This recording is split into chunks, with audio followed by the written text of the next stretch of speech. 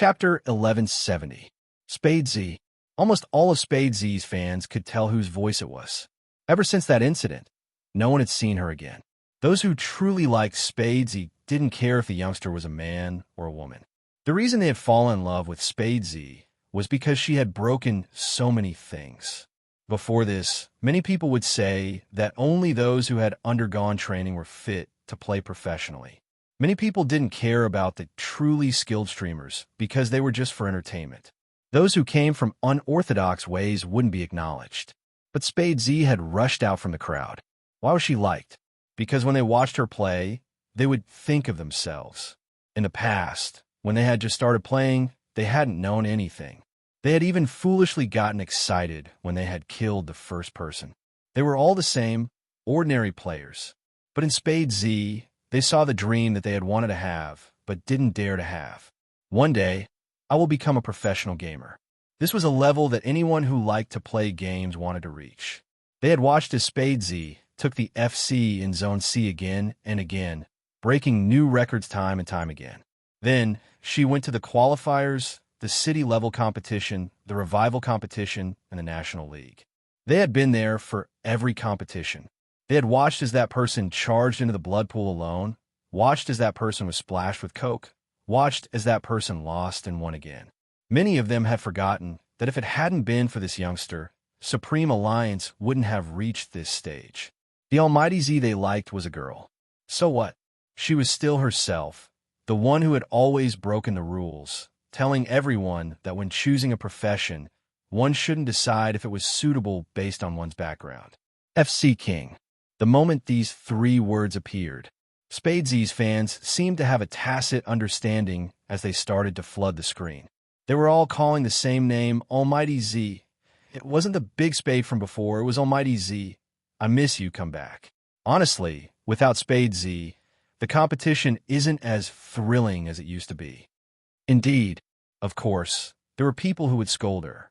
There were people who told Gio to scram, saying that she wasn't fit to appear and that she shouldn't be a burden to Supreme Alliance. However, the young man didn't seem to notice any of this.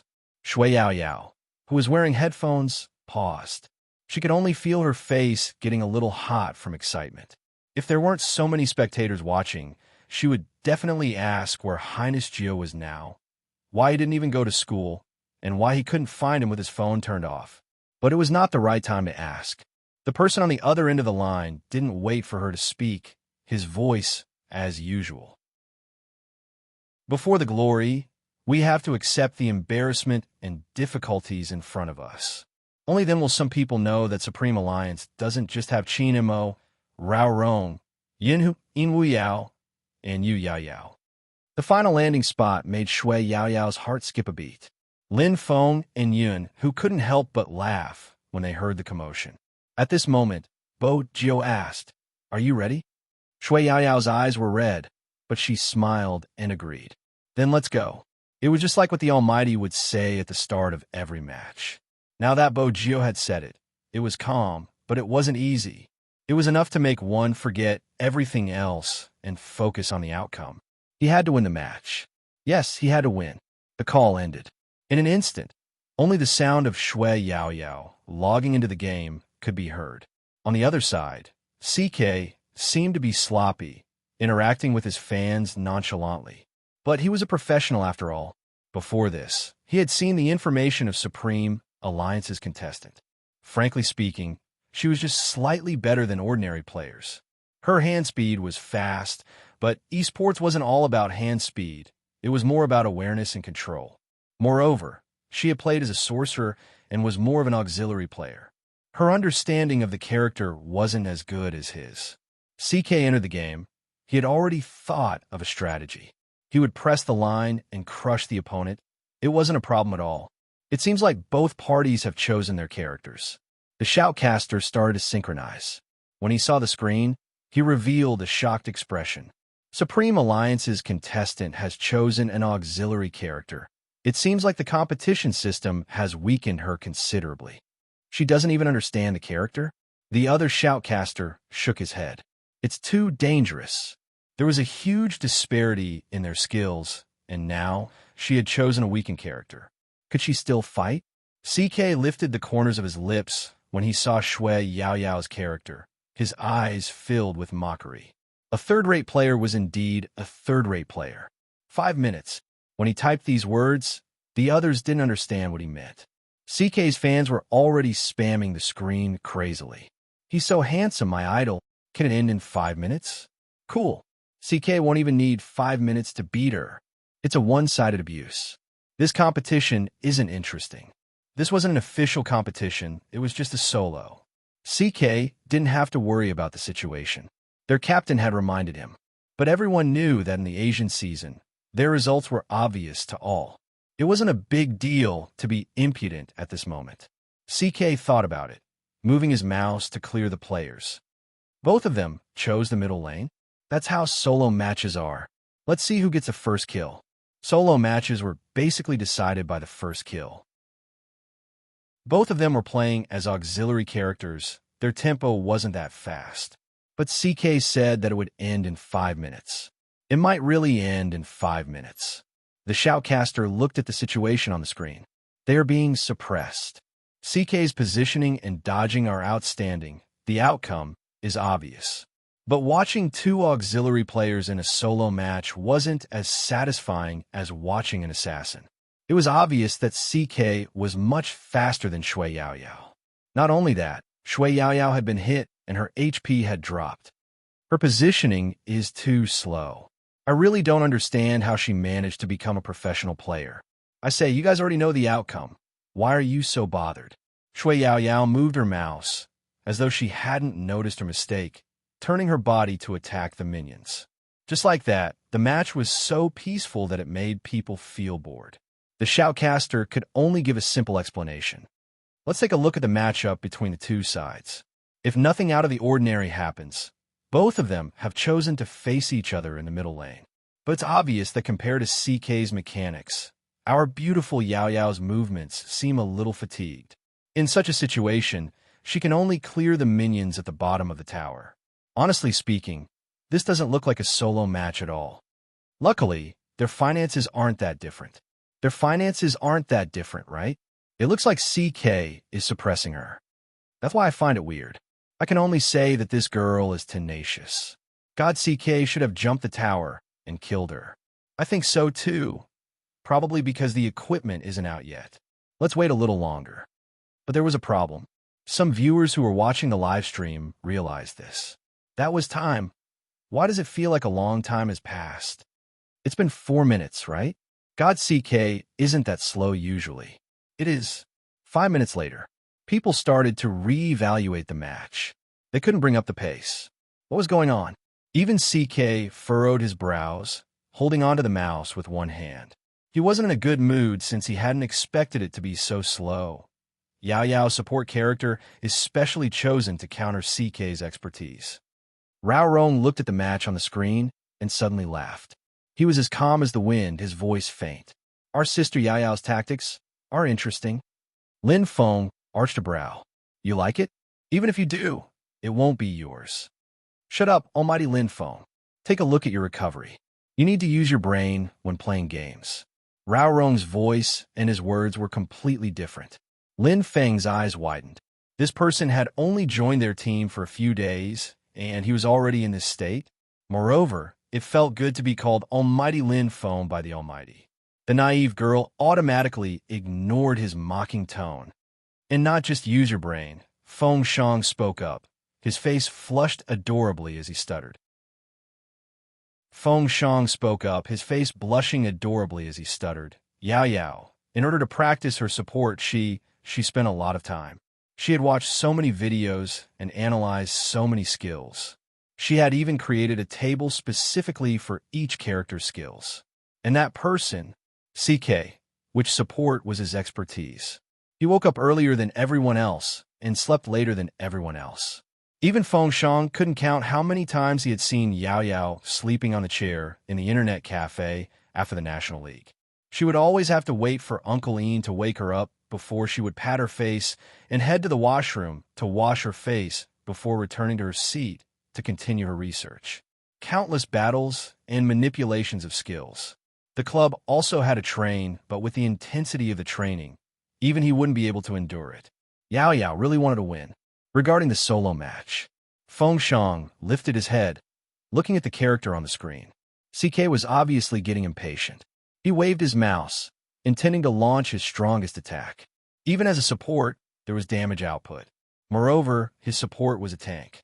He had a natural advantage and could push forward with his minions. It was obvious that Yao Yao was at a disadvantage, especially with her low HP. It wasn't safe for her to stand at the bottom of the tower. The sound of CK clicking his mouse sped up. The two commentators who were watching the match from God's perspective pressed down on their headphones, straightening their backs. It's coming. Chapter 1171. What is CK trying to do? People looked at the movements in the video and leaned closer to the computer screen. The expressions on their faces showed how excited they were. CK, it can't be. Tower kill. Even Feng Shang couldn't sit still, standing up abruptly. CK's character had already entered the tower. Using the advantage of the minions, he dealt damage to Shui Yao Yao and slowed her down with a skill. He won. This was the prediction of the netizens. Almost all of CK's fans were there. But in the next second, flash, the shoutcaster's voice came from the earpiece. Shui Yao Yao's movement is very clever, but it didn't seem to be of any use. CK had already walked to the middle of the two towers, meaning that he was going to kill her.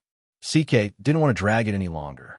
5 minutes had passed, and he couldn't even defeat a girl. It would be a humiliation to him if word got out. Moreover, this girl was just an online gamer. How could an ordinary gamer compare to him? Yao Yao run. The instant the bullet screen popped up, Shui Yao Yao turned around. Shui Yao Yao turned around and used her ultimate move. That's right, big move. Marked damage and had a speed reduction function. This was the highlight of Shui Yao Yao's support skill. At the start of the match, the shoutcaster was right. This character had been weakened in this season, but it wasn't that she couldn't fight. CK was a support, so he wasn't afraid of slow damage. It was just that the speed reduction was troublesome. He frowned, leaning to the left, waiting for the skill to recover. But at this time, the support that he had been chasing for some reason just now accelerated and rushed towards him. Courting death? CK tapped with his finger, wanting to continue his attack. But at this moment, he realized that he was out of mana and only had one skill left. CK. CK hurriedly retreated, but he had used up his flash when he was chasing after the person. At that time, he had thought that he could kill her, but he had only forced her to use her flash. CK's right hand slid the mouse.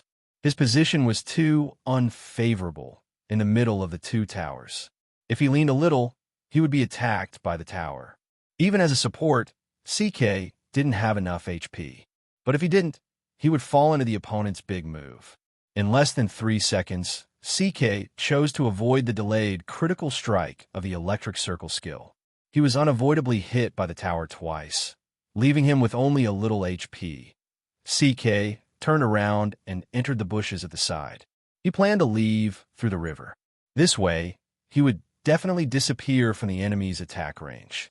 At this point, everyone was well aware of the opponent's mana consumption. He was out of mana and couldn't recover his skills. Even if his opponent had mana, she wouldn't be much better off. At most, she would be a little stronger than him. With that support, what else could she do without her ultimate skills? CK floated through the grass, Shui Yao Yao chasing after him. This girl is really stupid. Doesn't she know that she can't chase after the support tank? Maybe it's because I want to kill too much. I'm like that sometimes too, and this is a rare opportunity. I don't have enough critical hits, and I don't have any ultimate moves. I can't kill it. The shoutcasters thought so too. Moreover, when Shui Yao Yao was chasing, she didn't even hit the target because she lost her vision. It was even more impossible. If she continued to chase, she might get into trouble. Chapter 1172. Feng Shang clenched his fists anxiously. Lin Feng lifted the corners of his lips, turning towards Yun Hu. Do you think Sister Yao is going to? Before Lin Feng could finish his sentence, Shui Yao Yao sped up, moving behind the wall. She didn't throw the skill towards the bushes. Instead, she flattened the tyrant. CK, who had intended to counterattack, was about to make his move when Shui Yaoyao flattened him. The tyrant leaped up, pulling all the aggro on his CK through the wall. With a swipe of its claws, CK was sent flying. Yaoyao was indeed out of mana, but she didn't need any more skills. She just needed a click of the mouse. A crisp sound rang out. KO. First kill. The competition was won. Almost everyone looked at this scene in disbelief. The shoutcaster was speechless. Not to mention CK himself. He was completely dumbfounded. Tyrant. She actually used the tyrant. That move is awesome. Big Spade must have used that move before. It's a familiar scene. Let's feel sorry for CK. Almighty Z isn't around, but her skills are still there. Even though she's handsome, she's really sinister. Too sinister. The pop-up messages lit up the screen in an instant. Someone even sent her a plane. Shui Yaoyao sat there, watching the word victory appear on the screen. Only then did she feel that she had won, her palms sweating as she held onto the mouse. The team members behind her had already rushed over. Lin Feng pressed his hand on her head. Yaoyao, you become sinister, you're drawing aggro like a little blackhead. But it's fine, our team is the most sinister team, ha. The audience in front of the computer. They had never seen someone insult their own team so much, their hearts aching for Almighty Yun. Coco's way of expressing his joy was the most direct, reaching out to carry Shui Yaoyao, almost kissing her as though she was his rabbit.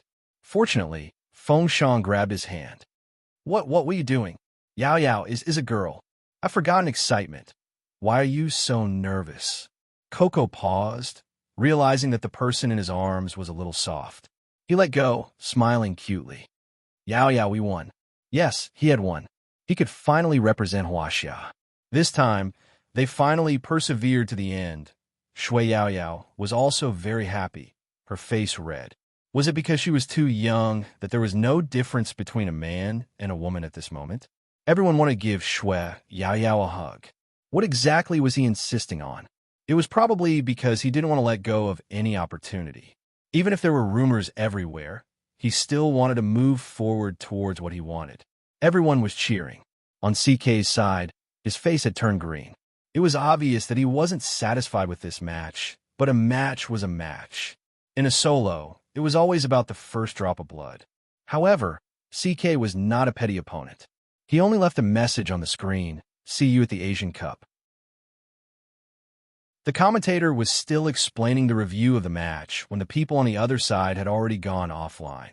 A portion of the fans had also turned off their computers, even though many people thought that Shui Yaoyao's victory was just a fluke. But that didn't affect Supreme Alliance's celebration. Feng Yi walked over, raising his hand to check the time on his watch. I still have a meeting. Think about what to eat tonight. Let's have a good celebration. They had obtained the qualification for the Asian Cup, but they weren't sure if that person would be back. And Little Spade, Feng Yi was a secretive person. He wouldn't reveal things easily. Chapter 1173. There was one good thing. Supreme Alliance didn't disperse. That meant there was a chance. Feng Yi pushed the glasses on his face, looking very shrewd at this moment. Shui Yaoyao took the opportunity to walk over. Her first thought was to tell His Highness Gio about her victory. Call back. Feng Yi paused, then shook his head. I can't. Shui Yaoyao stilled, not saying a word. Feng Yi glanced at her, turning to light a cigarette. After taking 2 puffs, he said, "This time, Little Spade contacted me. Yaoyao, it is highly possible that Little Spade won't be coming back for the competition. Even though it might affect your morale, it isn't a bad thing for you to know about it. Prepare for the Asian Cup seriously and don't think too much about it." Shui Yaoyao thought about it. I still have to wait for her to come back. Feng Yi's smoking hand paused, and he smiled slowly. All right, it was just a word. It didn't matter if it was expectation, regardless of when it was. When they turned back to look at the empty seat in the middle, there would always be a feeling of emptiness in their hearts. At that moment, they would always think about what it would be like when the two of them were there. The clicking sound of the mouse was heard in the club for a long time. But there was no longer the youngster who liked to turn over and help you adjust the computer settings. Shui Yaoyao glanced up. She believed that it wasn't just her. Everyone was waiting for the two of them, including their boss Feng. After the competition, Shui Yaoyao had to pack up. Since it was a live broadcast, she had to do a small platform Q&A session. There was a car parked outside the club. It was a top-notch car on the list, especially the color, dark purple. The smooth lines made it look expensive. That car often appeared in some reports, and most of the time, it was always related to some female celebrity, which meant that there wasn't a single person in Jiang City who didn't know this car. The Jiang family. The driver sat in the front, seemingly waiting for someone. He tilted his head to take a look, muttering to himself, "Why isn't young Master out yet?" In fact, young Master rarely watched such competitions. Moreover, it wasn't a large-scale competition, it was a live broadcast. Even the arena was very small. The driver didn't understand why young Master would go there. Could it be because of Miss? Thinking of this, a smile appeared on the driver's face. It would be great if it was because of the young mistress. The new madam had always been worried that the young Master would dislike them, and the atmosphere in the house was never good. Indeed, young Master used to dislike young Miss no matter how he looked at her. But things were different now. The driver rolled down the window a little more. Inside the club building, the atmosphere at the scene was very lively. After all, Shui Yaoyao had won the match, so this was considered her home ground. However, there was one person sitting there. His entire body seemed to be frozen. There was no expression on his face. His eyes swept over the screen once again. It's playing back. Apart from a match just now, the replay also showed the scene of Shui Yaoyao being hugged and kissed after the match. In the video, the two of them were wearing the same uniform, pure black with the Supreme Alliance logo. They looked at each other and smiled. There was a lot of other content. How many times had she seen Coco beside her? The young master of the Windy Group was said to be an illegitimate child. None of the people Qin Mo had poached seemed simple. But that was not the main point.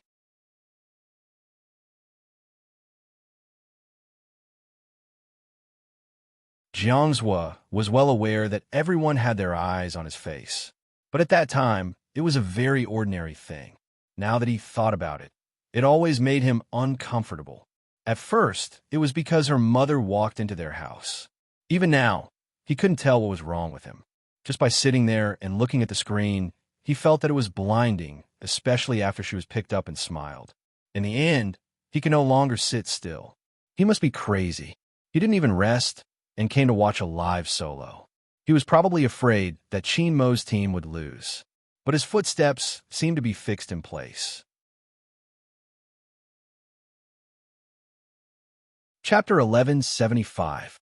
Even though he stood up, many people around him had already shifted their gazes over, including some reporters. Only her attention was on Coco's face. In the past, she had mentioned that she liked younger brothers. Was this the type? Jiang was scoffed, his voice cold. He picked up his phone and walked to the passageway without turning back. But for some reason, he was still frustrated.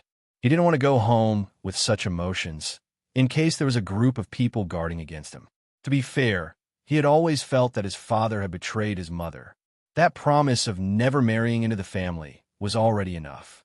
Jiang Zhua knew that it wasn't appropriate for Mama Shui to take the blame. Over the years, his father had been involved in many affairs outside, but he had never brought them home. Mama Shui was the first. She even married into a prestigious family. Jiang Zhua didn't know how to describe his feelings. Betrayal was his first reaction. As for the rest, this marriage wasn't balanced to begin with. That person had long known that his mother would marry into the family, but hadn't said a word to him. Was it because all the fawning she had done in the past, so that she could marry into the family and become his younger sister earlier? After all, the Zhang family was rich. That was indeed his initial thought. But after spending so much time together and seeing the atmosphere in the family, he gradually understood that Mama Shui wasn't that kind of person. It wasn't that she didn't take anything, but she wasn't greedy. When his father was drunk, she would cook noodles in the kitchen and never buy anything from his father, probably because she was worried that he would be angry. Once she married into the family, she signed an agreement that her youngest son wouldn't have a share of the assets. Actually, Jiang's didn't care about the assets, it was obvious. He had long left the Jiang family's sphere of influence, and even his personal assets were larger than the Jiang family's. But she seemed to be worried that he would do this. She had even specially told him that her brother was still young and had never thought about this aspect, asking him not to send her brother overseas.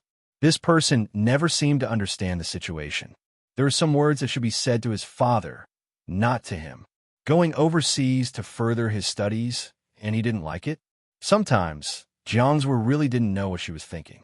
Forget it, it didn't matter. Just as Jiang's was about to leave, he saw Shui Yaoyao. Shui Yaoyao saw him too. She had just come out from the interview, the heat still burning on her face. She was indeed happy after winning the competition. But Shui Yaoyao hadn't expected to see him here. The Jiang family shouldn't have invested in esports. Was he waiting for her? Shui Yaoyao paused and was about to walk. A chuckle came from the other side. Young Master Jiang. It was a female broadcaster. Recently, she had been very popular on the internet. She was different from the others. Whether it was her looks or her style, she was very fairy-like. She was a beauty blogger. She was beautiful even when she was simple and elegant. That was probably why she attracted so many fans. Shui Yaoyao seemed to have understood something. She felt that if she went over now, she would probably disturb him, so she decided to wait here. The female streamer walked past her. She even had a nice fragrance. It wasn't very strong, but it was faint. It seemed to be his taste. Jiang.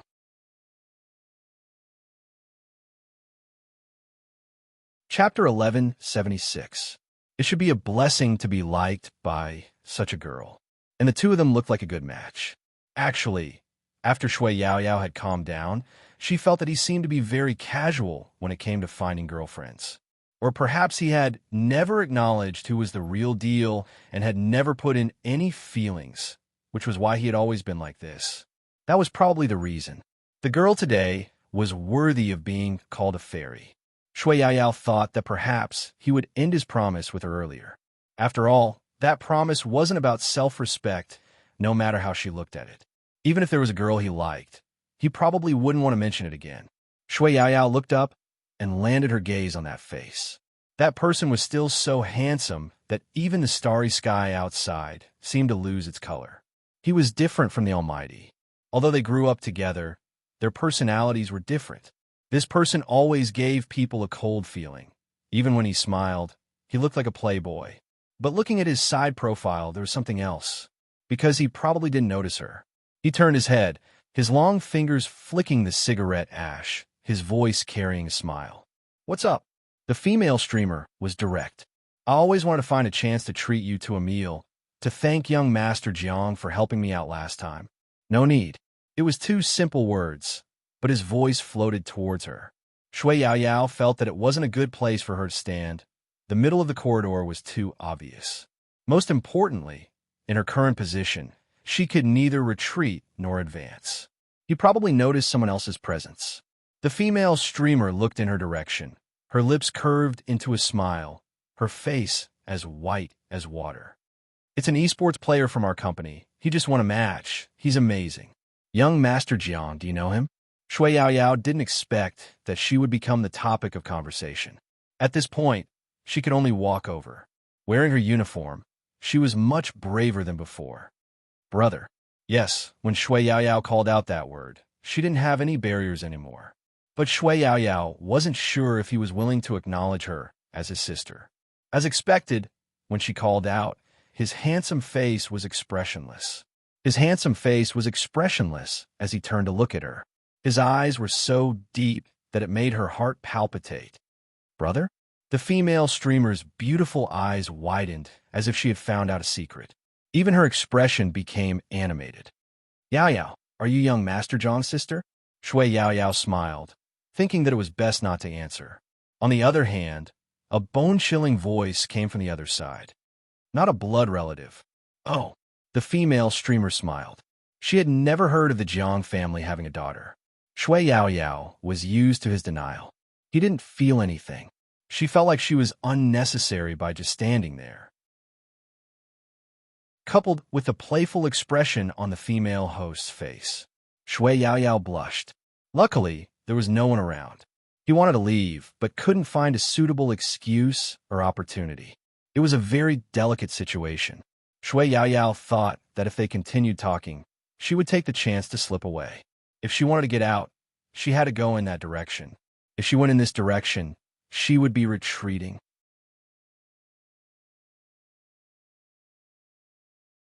Chapter 1177. Right at this moment, a figure appeared in front of them. A silhouette appeared in front of her. Before his face could be seen, his voice was heard. Yao Yao, how long do you want us to wait for you? Come quickly. It was Coco in his battle uniform. Probably because it was winter, he was afraid of the cold and had a scarf around his neck, making his face even more beautiful. Originally, Coco had only wanted to greet her, but after seeing so many people, he paused and walked over. He arched a brow, as though asking what's going on. Shui Yaoyao reacted quickly, as though she had found her savior. She held onto the cat-like youngster's arm. Did you wait too long? In fact, they interacted like this in the team, as close as siblings. Nonsense, I'm starving. If you don't believe me, listen to my stomach. When Coco pouted, he didn't look annoying. Instead, he looked cute. But I told him to wait for you. Everyone is outside now. Shui Yaoyao turned to Jiangzhua. Then we'll leave first. With that, she paused. Have fun. The last 5 words were directed at the female caster. She smiled elegantly, the beauty of a Jiangnan girl, full of immortality. Okay, bye. On the other hand, Jiangzhua was expressionless and cold, as though he hadn't heard her. Regardless, it was good that she left. This was Shui Yaoyao's first breath of relief after leaving. Coco frowned. Why do you look as though you were a third wheel? Are they dating? Shoo, lower your voice. Shui Yaoyao replied. I'm not sure, but there weren't many people who could make that person wait for them. Coco shook his head. The company signed a contract. New female casters aren't allowed to date for half a year. They aren't even allowed to date. Shui Yaoyao arched a brow. That's a little overbearing. Coco was smart now. Foxphone set the contract. If he hears you, you don't have to eat. Yaoyao. Coco pressed the elevator button as he said, moreover, these beauty bloggers are all signed by internet celebrities, while some are recruited by their managers from schools. There are all kinds of them, but the only thing they have in common is their good looks. After all, they aren't game streamers, and the fans like them because they are single. This kind of contract exists in every company that promotes internet celebrities, and it's based on market demand. Unless it's a very unique type of internet celebrity, like my goddess, every video she releases becomes a classic. These kinds of people who rely on their looks to get into a relationship. Humph, I haven't even dated one yet. The last sentence, should be the main point. Shui Yaoyao could hear the perfect resentment in his voice. She smiled and said, you can find one. That won't do. If I find one, what about my wives who watch me play games? They'll cry, Coco said as if it was true. Hearing this, Shui Yaoyao's heart sank. So those people still can't accept that Her Highness Geo is a girl because of this? Destroying their yearning for their male idol.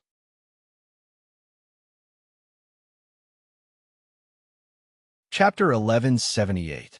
Yes. The problem now was that Highness Geo didn't seem to have any intention of returning. It was said that he had gone overseas to film a movie, but ever since the video was released, Shui Yaoyao didn't know why, but she had a feeling that she would never be able to see that figure in the esports arena again, because it was obvious that when the video was released, there was a sense of farewell. Moreover, Highness Geo couldn't be contacted at all.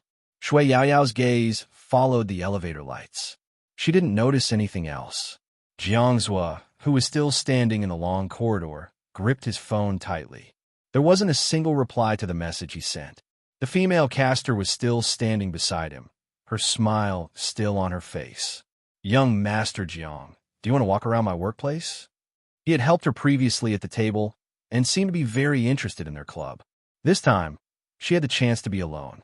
The female caster had to admit that she had long been moved. She knew that he liked her type, so naturally, she had to grab the opportunity. But she hadn't expected that he wouldn't give her any face at all. He only said one word, no. Then, he walked toward the elevator. It wasn't a good time for her to strike up a conversation, There were other casters coming over.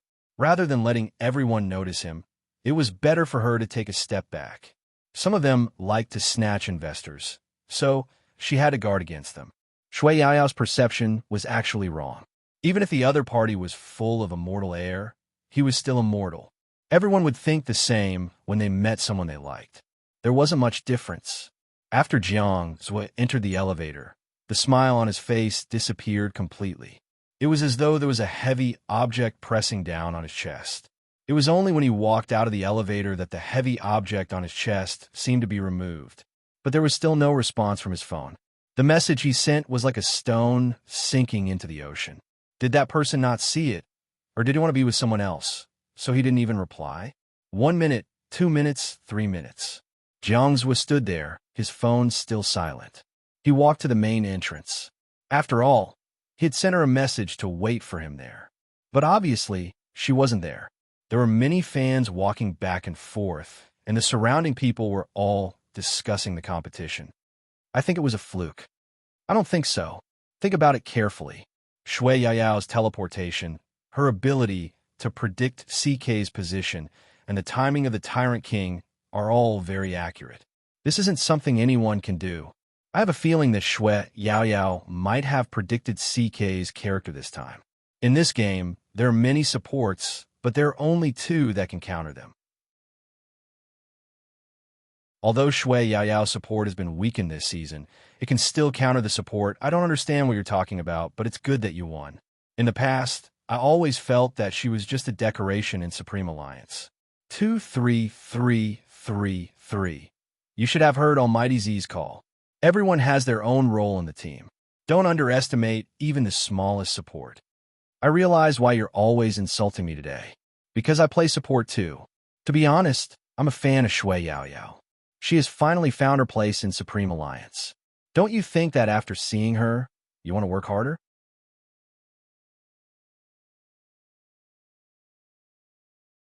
Chapter 1179. When he heard the 2 passers-by discussing the last sentence. For no reason, Jiang Zhou wasn't in a good mood. It was probably because the temperature outside was getting colder. It didn't feel like summer anymore. Even the air was filled with haze. Jiang Zhou didn't wear much when he came, hence, he felt the chill. As he listened to their discussion, his eyes deepened. Then his phone rang. Jiang Zhou finally moved, but when he saw the WeChat profile picture, his breath turned colder. Young Master Jiang, are you cold standing outside? Do you need me to send you some clothes? We have some clothes in the live stream room, some for boys. Jiang Zhou didn't take a second look and closed the WeChat message. The female caster was disappointed because she was standing in front of the floor-to-ceiling window on the 3rd floor and could see what was happening below. But she didn't give up. After all, she had been able to add this person's WeChat because of her work. The temperature outside was getting colder. In fact, it hadn't been long since Jiang Zhou was sent the message. But this time, Jiang Zhou lost all his patience. With a cold expression, he stuffed his phone into his pocket and walked in the direction of the car. The driver was surprised to see his young master return alone. After all, he was here to meet Missy and bring her home.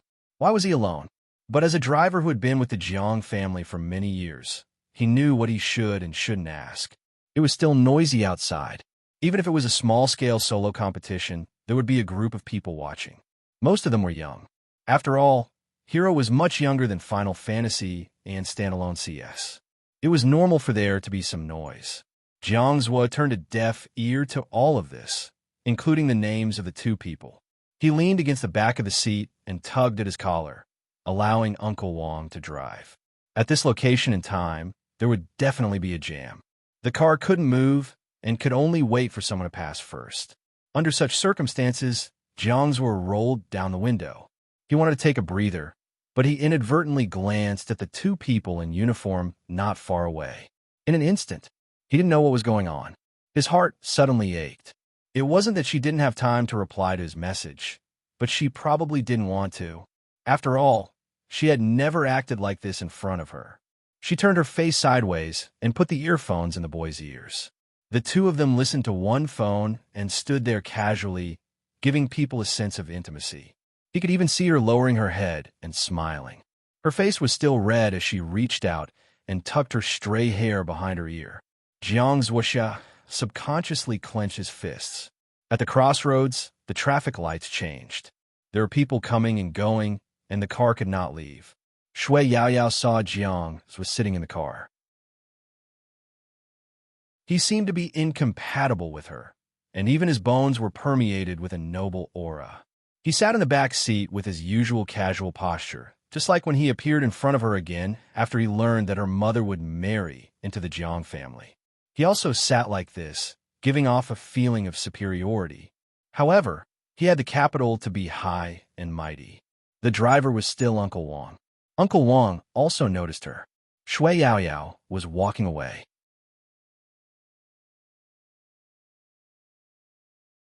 Chapter 1180. He looked as though he didn't like seeing her at such a time. Shui Yaoyao guessed that he was probably unhappy that she had interrupted his date and mentioned that she was his sister. After all, he had never been willing to admit it. Shui Yaoyao didn't make things difficult for Uncle Wang, nodding towards him as a greeting. Her retreating made Jiang Zhuo even more frustrated. Fortunately, he could still control himself. Even if he really wanted to ask her how he, Jiang Zhuo, was lacking compared to a boy, did she know how cold it was outside and how long he had waited for her? As the car moved, the questions disappeared. Coco noticed Yao Yao's gaze following the car and glanced over, his gaze clean. "What are you looking at?" "Young Master John's car. I wanted to greet him." Shui Yaoyao turned over. "We seem to have interrupted his date just now. He doesn't look too good. He must be unhappy." Coco scoffed, the arrogance of Cat. "Then let it be unhappy. Did he forget that you were his sister?" Shui Yaoyao waved her hands. "It doesn't count if I'm not his biological sister. Even if I'm not his biological sister, I should give in." Coco pulled his rabbit over. "You are our sister, Yao." Shui Yaoyao glanced at him, replying slowly. "I remember I'm a month older than you, young man." F***CK.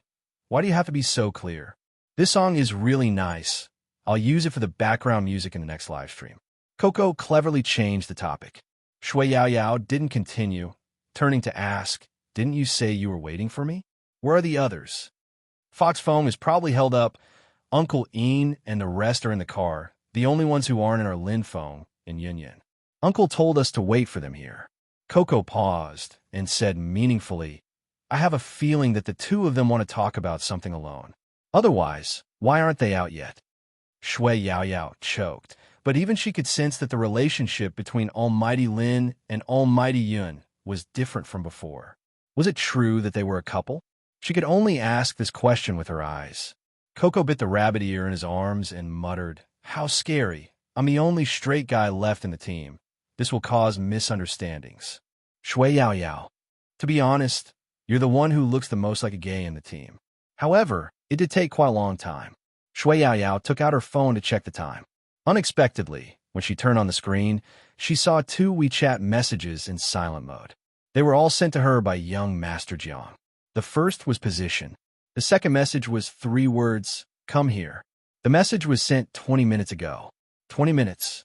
At that time, she seemed to have just gotten off the elevator. Shui Yaoyao looked up at the main entrance on the west side. She thought about the car that had just driven past her. No wonder he looked a little angry.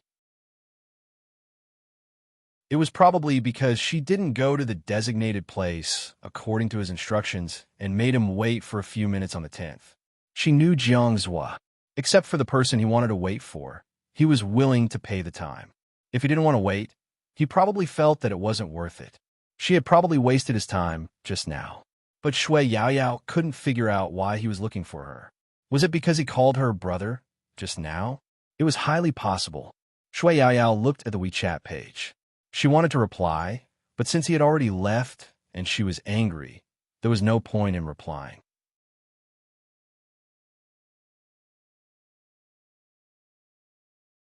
Chapter 1181. The car was silent. The chauffeur could sense that his young master wasn't in a good mood. He had intended to return to the Jiang family, but his young master had changed his mind and wanted to return to his own place. After Jiang's were returned to his room, he didn't turn on the lights. Instead, he walked to the sofa in the living room and sat down, the back of his head resting on the sofa as he stared at the ceiling. He had never done such a thing before. However, He didn't know why today was different from usual. The surroundings were too quiet. It was so quiet that he didn't know what he was doing. Even his eyes were a little empty. When he closed his eyes and opened them again, he seemed to have thought of something. He suddenly stood up and kicked the trash can to vent his anger. After a loud bang, everything returned to silence. He sat there, his brows furrowed. The esports ticket that had been placed beside his hand was such an eyesore. It was so eyesore that every time he saw it, he would think of certain scenes. It was really uncomfortable. He crumpled the ticket with his fingers. This series of actions caused a loud noise.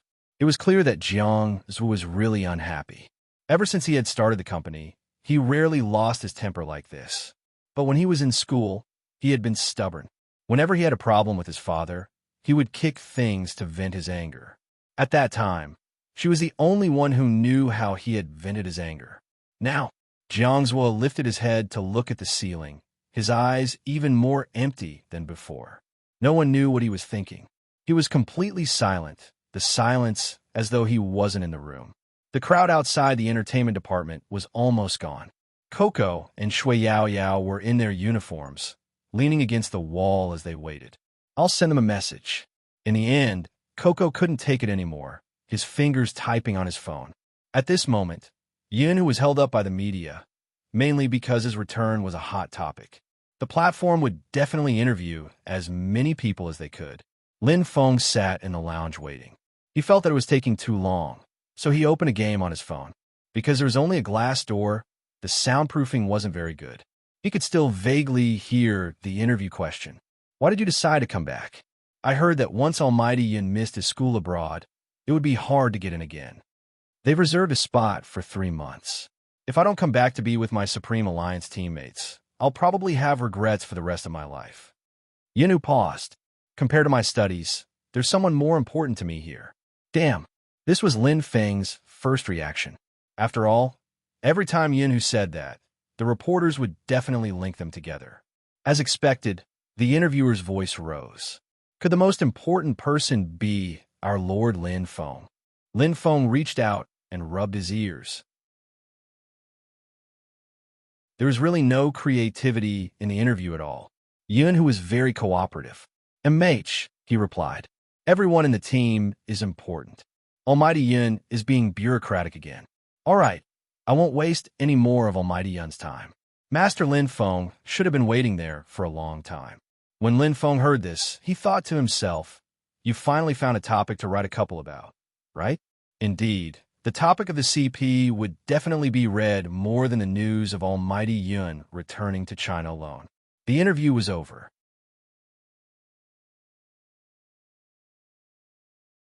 Chapter 1182. His broad shoulders made the simple black uniform look straight and stylish. It was no wonder so many people wanted to interview him. Lin Feng stuffed his phone into his pocket and was about to stand up. The person who was walking over suddenly bent down and landed in front of him.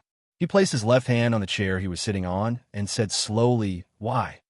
Are you in a hurry?" In an instant, Lin Feng seemed to be enveloped by him. The man's beautiful chin appeared in front of him, accentuating the black uniform. He felt that the distance was a little too close. He adjusted himself instinctively and wanted to stand up. Nonsense, of course I'm in a hurry. Coco and the rest have been waiting outside for a long time. They even sent me a message. Let's go, let's go. With that, Lin Feng took a step forward. Wait a minute. Yun, who spoke again, his tone calm. Ever since I came back, you didn't seem to express anything. Express anything? Bring him out for a meal or a night at the internet cafe? This was just the beginning. Lin Feng was still standing there thinking. Yin, who had already stretched his hand out. Lin Feng didn't know what he wanted to do or if he was crazy. He leaned forward and fiddled with Yin Hu's arm. In that instant, the aura from his body intensified. Lin Feng said, F***CK, what exactly do you want to do? There was a hint of laughter in his tone. Basically, when guys got along, they would have a catchphrase. Why? I'm scared. Yin, who was still adjusting. His beautiful brows arched slightly as he moved both of Lin Feng's arms into a perfect arc. Lin Feng smirked. I'm scared. Let me tell you, I have fans too. That's right, you have many fans, Almighty Lin Feng. When Yin Hu said this, His tone was calm and obviously playful. A word rolled out of Lin Feng's throat. He chuckled and scolded, "Scram. After a trip abroad, did he not even know how to speak properly? And what was he trying to do?" Lin Feng lowered his lids and looked at his posture. He didn't know that his breath was already on Yunhu's neck. He still felt uncomfortable and wanted to move. This was a little too close, but he pressed down on his wrist. Then Yunhu bent down and crawled in from the bottom up. His entire body appeared in the arc formed by his arms. Lin Feng's head was still lowered, and the other party's actions caught him off guard. Even his thin lips touched the other party's ear. The cool sensation was soft, and scary. Holy sh*t. What kind of position is this? Also, did he kiss Yunhu's ear just now? Lin Feng's eyes widened. His first reaction was to turn his face away. Otherwise, who knew where his lips would touch? Really, your sister? Lin Feng's heart clearly couldn't calm down. His lips still lingered on that unusual feeling. Although it was cold, her lips felt a little hot. She didn't know why. Lin Feng clenched his fist tightly. Even his fingertips felt intense. F***ck me. Calm down, it's just a touch, a light brush. Shouldn't be a big deal. Lin Feng coughed lightly.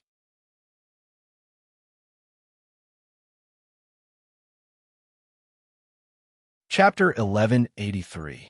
In an instant, Lin Feng's face turned red. F***ck. Did your language teacher teach you? Do you know how to use adjectives? I just touched you, that's a touch, bro. Lin Feng had never felt so awkward before. Oh, Yunhu replied nonchalantly. Then he laughed. His laughter seemed to travel from his ears to his heart. The two of them were really too close. This kind of posture.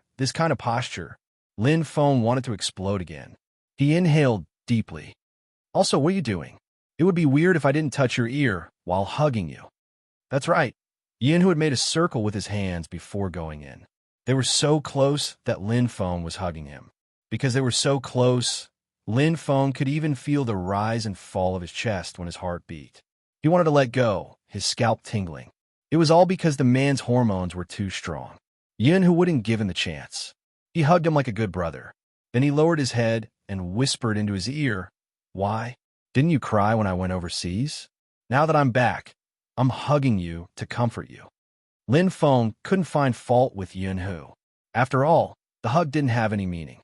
Lin Feng pushed him away. "Comfort my *s, I don't need it. If you mention the airport again, I'll blacklist you. Did you hear me?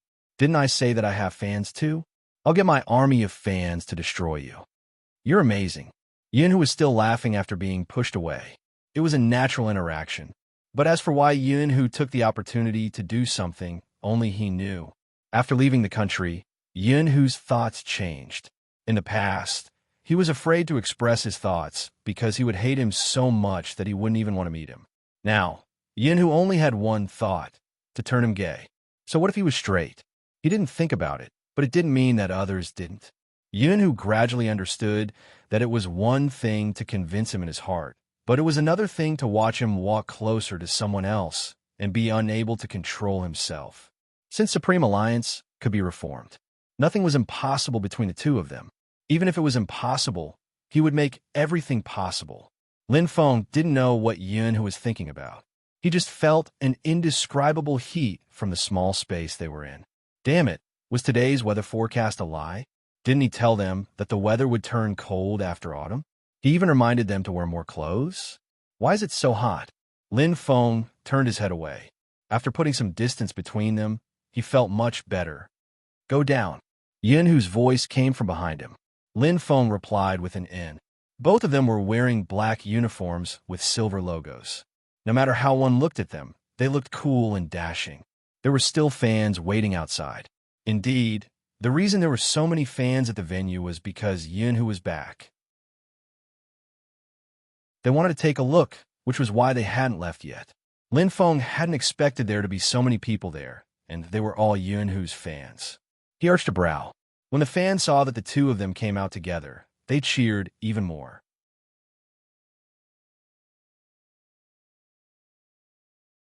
Chapter 1184. This girl was special.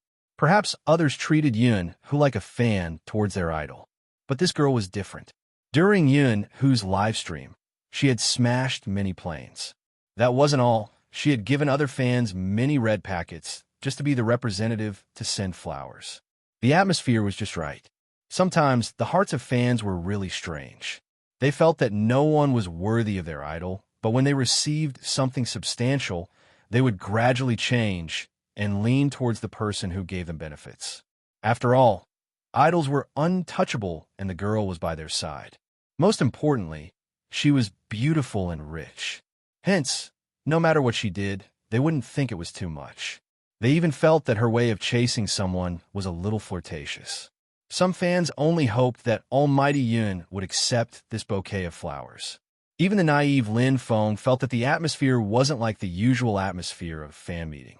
Moreover, Yun Hu could see through the entire situation with one glance. The girl was also in the online circle, but she wasn't an esports player. Perhaps she really liked him, but he had rejected her a long time ago. But there were some people who wouldn't take the rejection seriously. Instead, they would lie and say that they were close. The more ambiguous and fake her words, the more Yun Hu felt conflicted.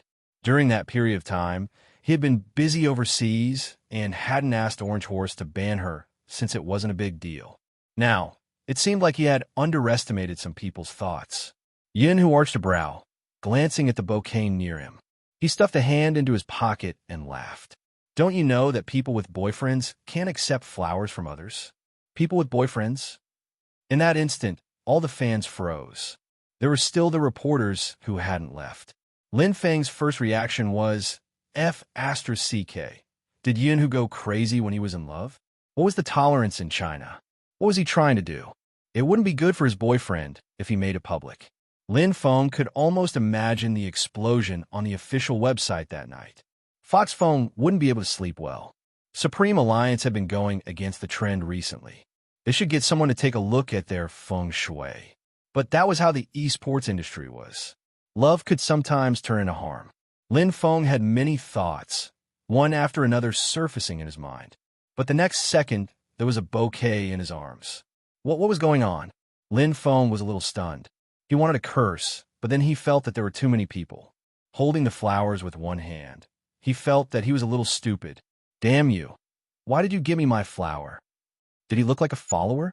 Yun Hu replied slowly. Isn't it natural for a fan to send flowers to her boyfriend? What the F***CK? What the F***CK? Lin Feng was also hit. His face was hot. Who's your boyfriend? Yun Hu arched a brow. The online group counts. Why? I've only left the country once, and you don't want me as your CP anymore. Haven't you heard of King of Storms Road? You. At this time, Lin Feng also understood that the other party was joking. Using this method to avoid direct confrontation with the fans was not a bad idea. But F***CK, why was his heart beating so fast just now?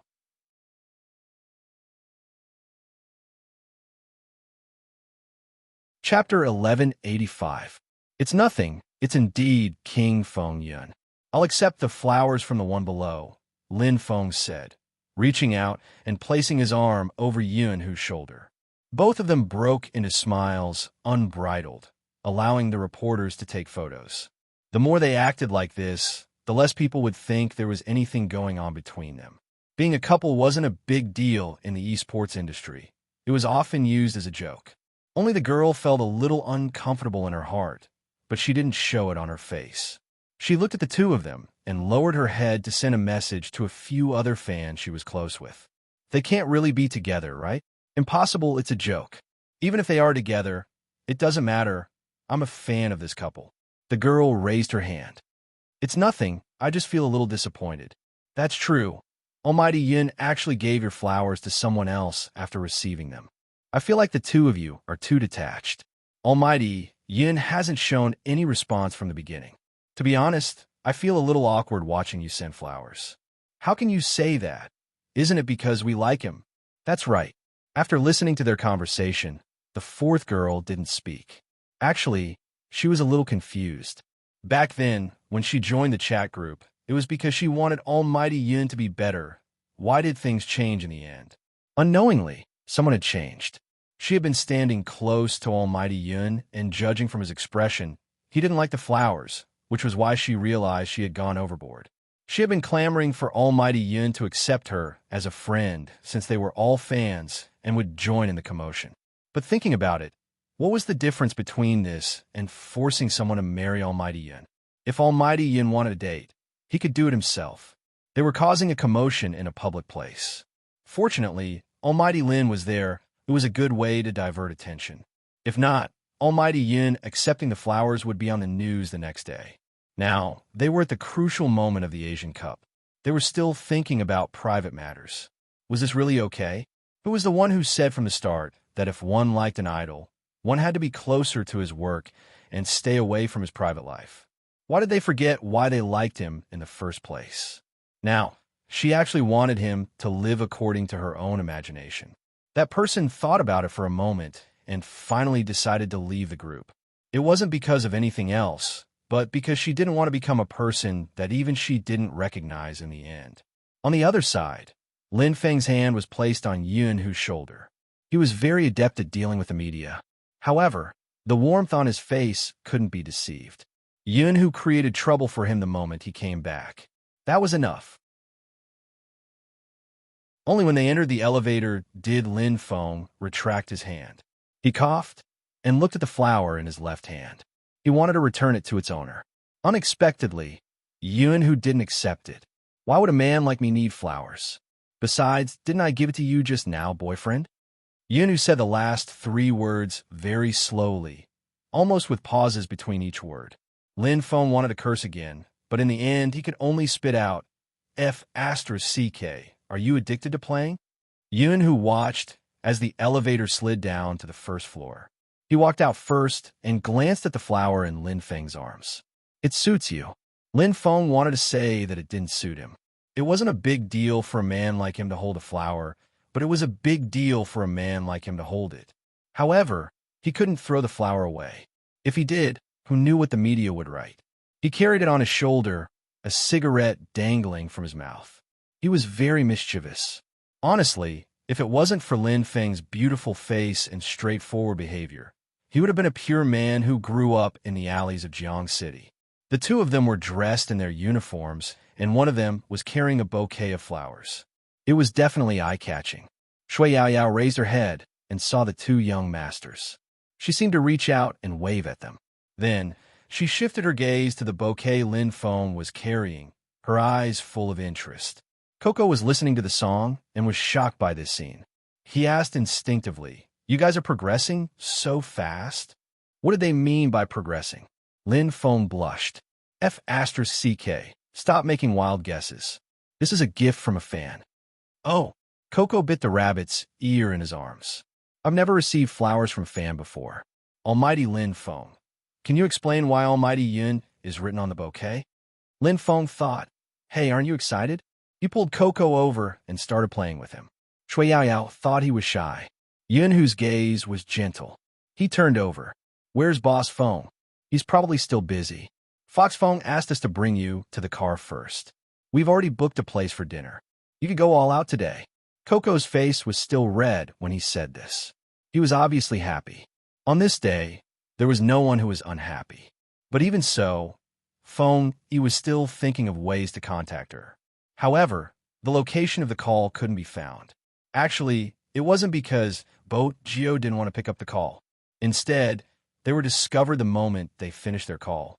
Prince was the first to react because the aura of the person standing with his back facing the light was too strong.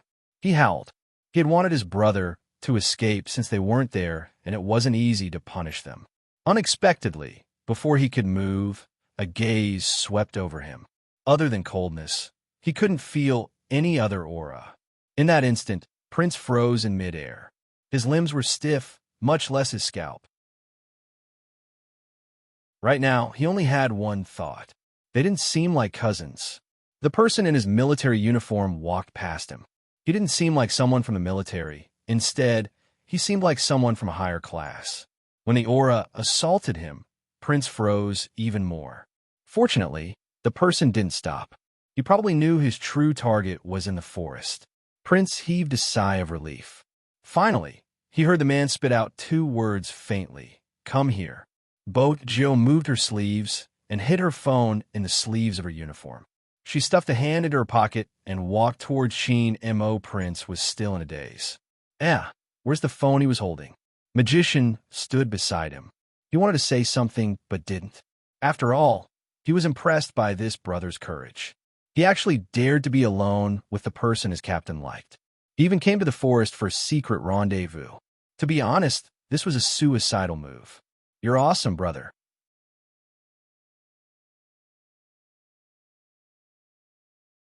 Chapter 1186. Very quickly, his premonition was proven true. The person behind him spoke with a unique indifference and nobility. Hand him over to the old general and let him handle it. Yes. Magician started to lead him away. Prince's eyes widened. F***. Why did everyone know about his sudden appearance? Stop joking. He had already informed his uncle. Even his uncle wasn't sure which team he was in. What exactly was going on? Magician could tell what Prince was thinking from his expression. Brother, you're still too inexperienced. You're still young and inexperienced. Without the two of them, Sheen glanced down at the person in front of him. Sheen lowered his lids and looked at the person in front of him. He arched a brow, and after a moment, he said, Hand over the thing in your hand. Do you want to make up for it? What is it? Sheen reached out and grabbed her wrist, which was in her pocket. Then he pulled up her sleeves and pushed them up. Under his palms was her smooth skin. It was very warm, which made his gaze deepen. Bojio's face heated up. She wasn't sure if it was because of the coldness from his hand or because of her guilt. Since she knew she wasn't going to run away with the phone, she decided to be honest. I didn't do anything to harm the team, and I didn't contact Grandfather Butler. Regardless of who you contacted, you aren't allowed to bring any communication devices here. Sheen took the phone out from her sleeves. He smiled, but the smile didn't reach his eyes. You guys are really capable. It wasn't a compliment. Bojio felt that she had to push the blame away. Since Prince had the old general's protection, he shouldn't be afraid. It's mainly because of Prince's connections. That was the truth. Oh, Sheen replied slowly. Your friend will definitely cry if he hears that. Bojio replied honestly. During a team battle, buying teammates is an appropriate way to ensure one's survival. It's also a strategy. What do you think are the chances of you surviving if you fall into my hands? Sheen asked coldly. Bojio coughed. I won't do it a second time. Sheen didn't reply. Bojio was about to move. Just then, Sheen spoke again. Come over. It's so close, and you still want to go over? Bojio glanced up at the person in front of her and scanned the surroundings. When she realized that no one else knew, she roughly understood the Almighty's intentions. The Almighty definitely wanted her to coax him. Definitely. She knew very well what kind of thoughts those proud little princesses in the novels usually had. Bojio smiled. She opened her arms and hugged his waist. Even though her face was dark, there was an indescribable youthful energy around her. Sheen paused. Then he reached out and hugged her. He was probably satisfied. His brows relaxed. The more she looked at him, the cuter he was. Bojio wanted to stretch her claws and take advantage of him, since it was a rare opportunity. Who would have thought that before she could even move her hand, that familiar breath landed behind her ear? Unhurriedly, he said, 10 laps with weights. Bojio, wasn't he acting coquettishly just now? What dream are you having again? Sheen pinched the youngster's face. He didn't use much strength. It was more like he was spoiling her, but his words had shattered her fantasy.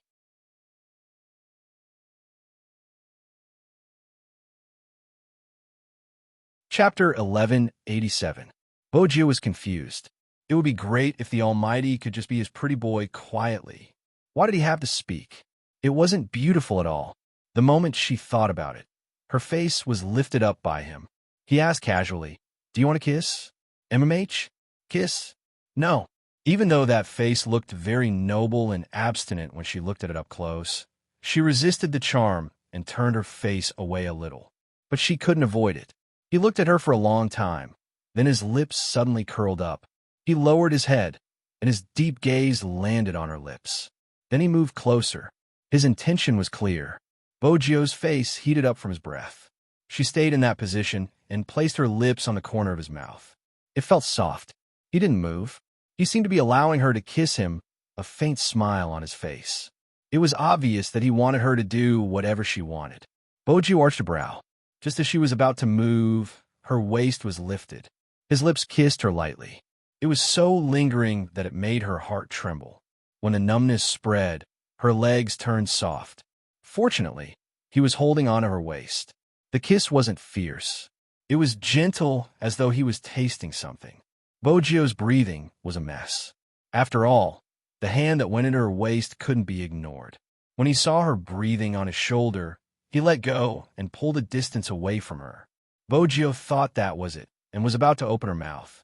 The next second, he pushed her against the tree. He tilted his head slightly and kissed her. This time, it was so domineering that she couldn't resist. Bojio felt as though her entire body was on fire. When her skin touched his fingers, the slight chill and numbness made her heart beat wildly. When it surged up from her tailbone, she couldn't bear the heavy burden. She felt the breath on her lips. It was so hot and tempting. Hence, her thoughts were burned away. Her body trembled in his arms. Her heart felt as though there was a cat scratching its claws. It was so ticklish that she could only reach out and grab his arm. He seemed to have sensed a reaction. He gradually stopped. When her breathing stabilized, he leaned over again. He looked at the person in front of him. His thin lips were slightly red. His eyes seemed to be watery. He almost couldn't control himself. Idiot. Bojio was still puzzled. How was she stupid? The Almighty always scolded her for no reason. Whenever he was arrogant, he would be like that. Why are you so good-looking? Just looking at you makes me want to kiss you. His fingers touched her face again. Their breaths were still together. After being kissed again, Bojio felt that the Almighty she had managed to woo was exceptionally sweet. He even knew how to praise her. He stretched out his arms and hugged her with a devilish look on his face. Chin Mo didn't reject her. He unbuttoned his military jacket and pulled her into his arms. His well-defined chin rested on the youngster's head. He had probably given all his patience and gentleness to one person. Even his back view seemed different from usual. It was very quiet because they were in the forest. Bojio could hear the beating of his heart.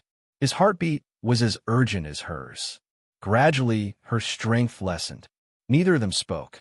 That was the feeling after falling in love. It was as if the air was filled with the sweetness of lemon.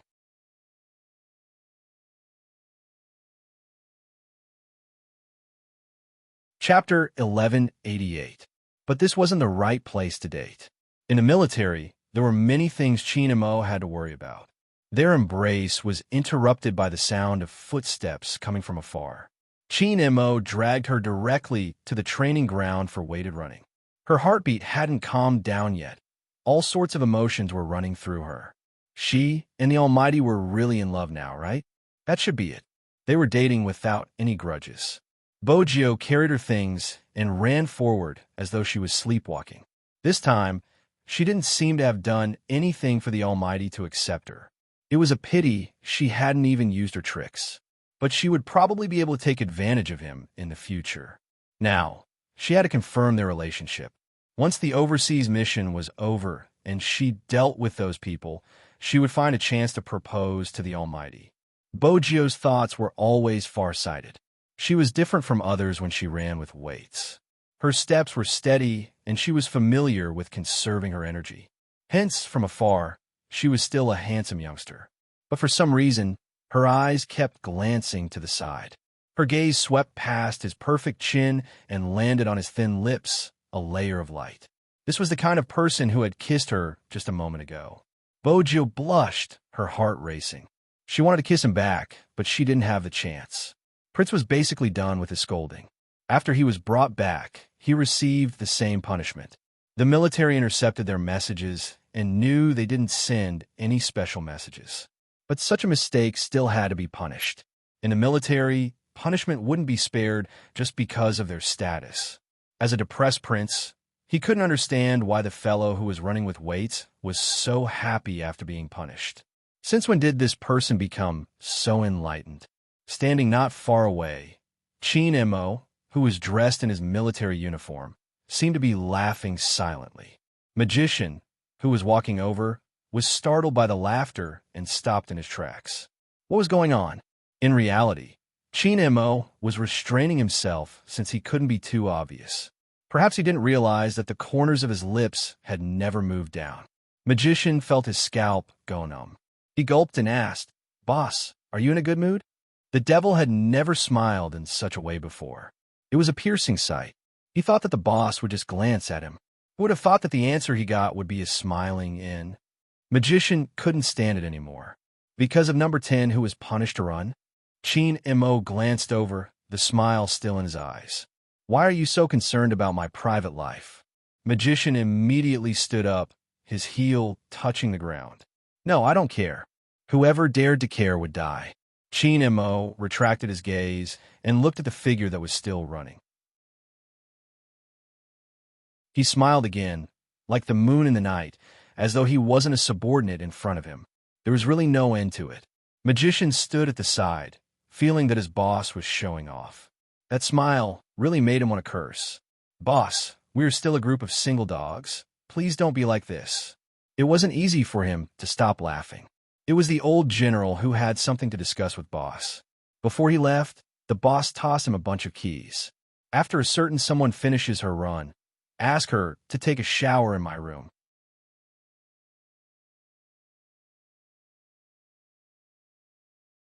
Chapter 1189. Prince was still oblivious to what had happened. When he saw the soldier leading him, he stood there motionless as though he had been petrified. His expression was hard to describe. Prince was wondering if he should continue running since it was lonely without anyone watching him. Magician couldn't care less about this crown prince. His boss had actually asked number 10 to go to his room to take a bath. It was like a bolt from the blue. Magician felt that he needed some peace and quiet. It was obvious that his boss didn't intend to hide it from them, but it was only limited to their operation team. As for the others in the military, it was better not to know about their relationship. Magician's heart was tormented, especially when the youngster ran over with a thin layer of sweat. "Where's Captain?" Magician felt as though he had eaten too much, but he continued to hold onto the key, acting natural. "Number 10. Here." Bo Gio straightened. Even though her voice was lazy, she still followed the rules of the military. Magician turned. "Follow me." They would talk when there was only the two of them.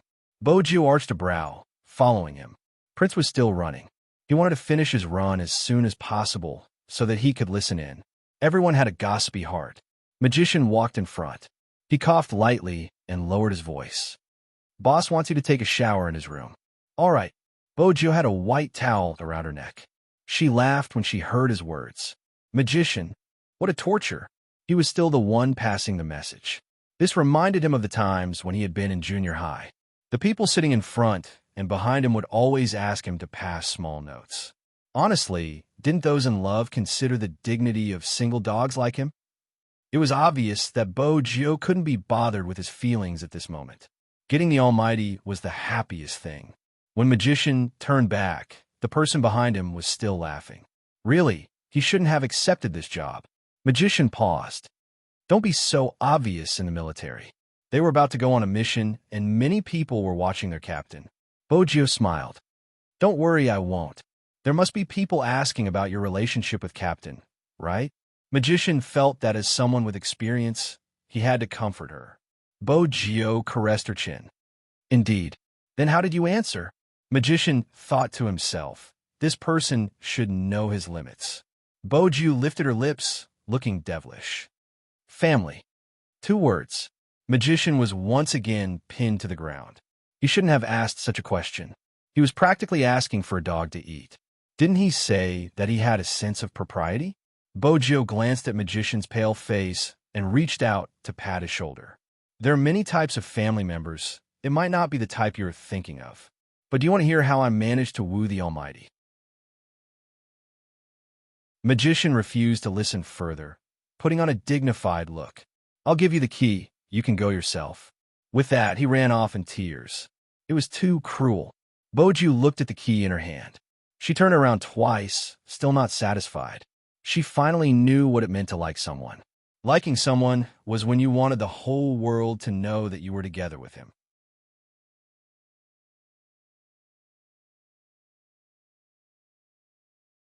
Chapter 1190. Her hands were itching. In the past, if she had a phone, she would have posted an announcement on her official Weibo account. But now, without electronic products, she wasn't able to express her joy. The time on her wrist was still moving. Bojo glanced at it. There was still some time before the jungle PK. She walked around the side and towards the Lamborghini. At this moment, there wasn't anyone near the car. Actually, other than Bojo, there weren't many people who dared to appear nearby. Bojo used her voice to unlock the car lazily. She reached out to open the car door and sat inside. The intelligent system sent a wave of excitement. But the system still had a memory. After the previous two replies, little Blackie didn't expect its owner to drive it away. I chased him. Bojo tapped her fingers on the steering wheel and laughed arrogantly. Isn't Daddy amazing? For the first time, little Blackie didn't want to speak. What exactly was Master here for? The Almighty even praised me. You should know that it isn't easy for someone like the Almighty to praise someone. Bojo continued. Do you think I should express something? I can't get high in the military. Why don't I ask Grandfather Butler to propose marriage to the family? They are overseas as well. It would be more convenient. Little Blackie, why did you want to go ahead the moment you chased him? It had never seen such a master before. The rearview mirror reflected the youngster's image. Little Blackie didn't know what her master was thinking about. Suddenly, she broke into a smile and pressed her face against the steering wheel. She tossed and turned before spitting out, the feeling of being in love isn't bad. It's a pity you're a robot. You probably won't be able to experience it for the rest of your life. As a car, little Blackie couldn't take it anymore. Master, did you specially come here to show off your love? MH. The youngster held her chin and smiled. The Almighty's kissing skills aren't bad either. I should marry him as soon as possible. Little Blackie. It didn't want to listen. It wanted to activate the automatic blocking program. Wait a minute, F***CK. Did Master press a button just now? It couldn't turn off automatically? Was she planning to let it listen from the start? Master, where was your humanity? It wasn't easy for Bojo to find someone who listened to her. Of course, she wouldn't let it go. Even if it was a car and not a person, she was going to share it with him. Her reaction was indeed rare. The heat on her face had not subsided since the beginning, and the sound of her heartbeat did not decrease even after they parted. They had just met, but she wanted to hear that person's voice again. That person had many identities. He was an esports god, loved by countless people, a young major general with excellent marksmanship, and an expert criminal psychologist. After these identities faded away, he had only one identity, her boyfriend. Her boyfriend. Just the thought of it filled Bojo with sweetness. Even her smile was clearer than usual. She lazily leaned against the seat, her arms casually crossed. Dressed in a black combat uniform, she still looked very handsome. She had the vitality of a young man, but she couldn't help but feel happy. Chin Mo couldn't hold it in either.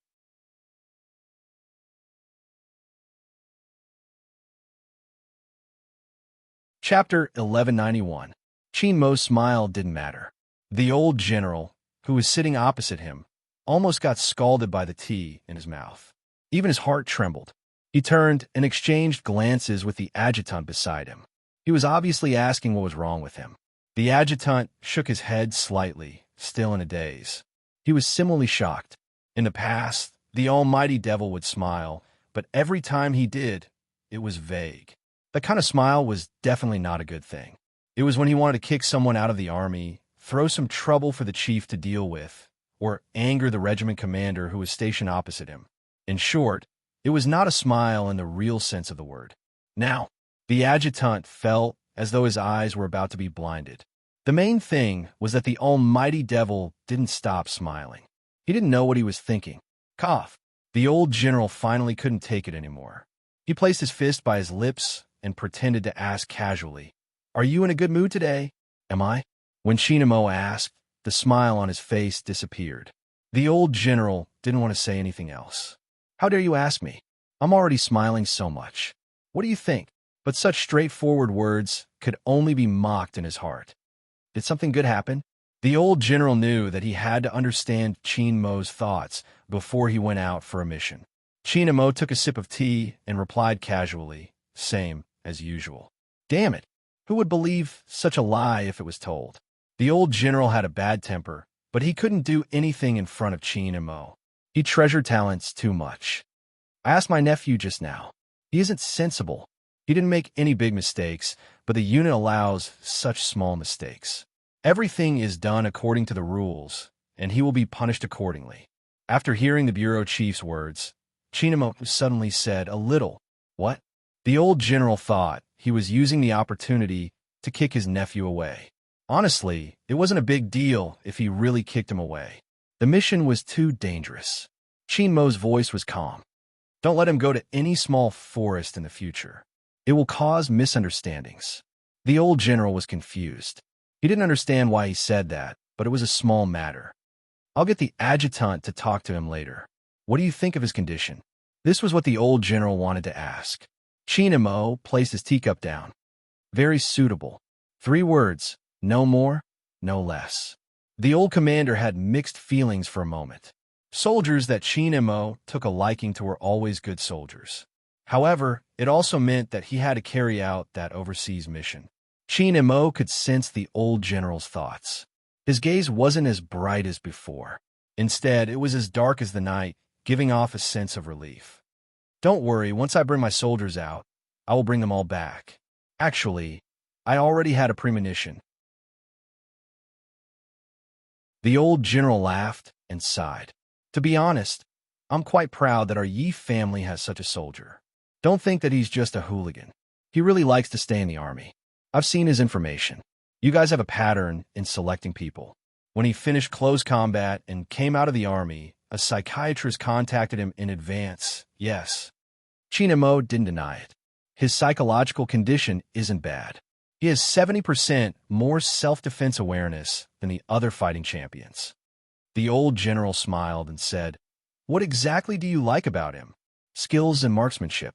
Of course, these aren't the main points. Most importantly, he gives off a feeling just by standing there, Qin Mo said slowly. The old general hadn't expected Qin Mo to pick his nephew because of his aura. Instantly, his interest was piqued. What feeling? I'm rich. I'm a crown prince. Qin Mo placed his teacup down. The old general choked with his words. This really wasn't a compliment? Why did it feel like this cold fellow was describing a nouveau riche? There are many people in the army, but once we are overseas, we need to consider all aspects. We need to pick the best out of the best. These people can't have a strong military aura on them. If not, they will be recognized the moment they disguise themselves. Their psychological qualities are even more important. After all, we are facing a hypnotist this time. Mercenary organizations also look at people's appearances. Qin Mo looked at the old general. Your nephew is smart, and with his unique aura, he is very suitable for this mission. The old general knew that the decisions of the personnel were approved by the higher-ups. When exactly do we set off? Qin Mo's gaze was calm.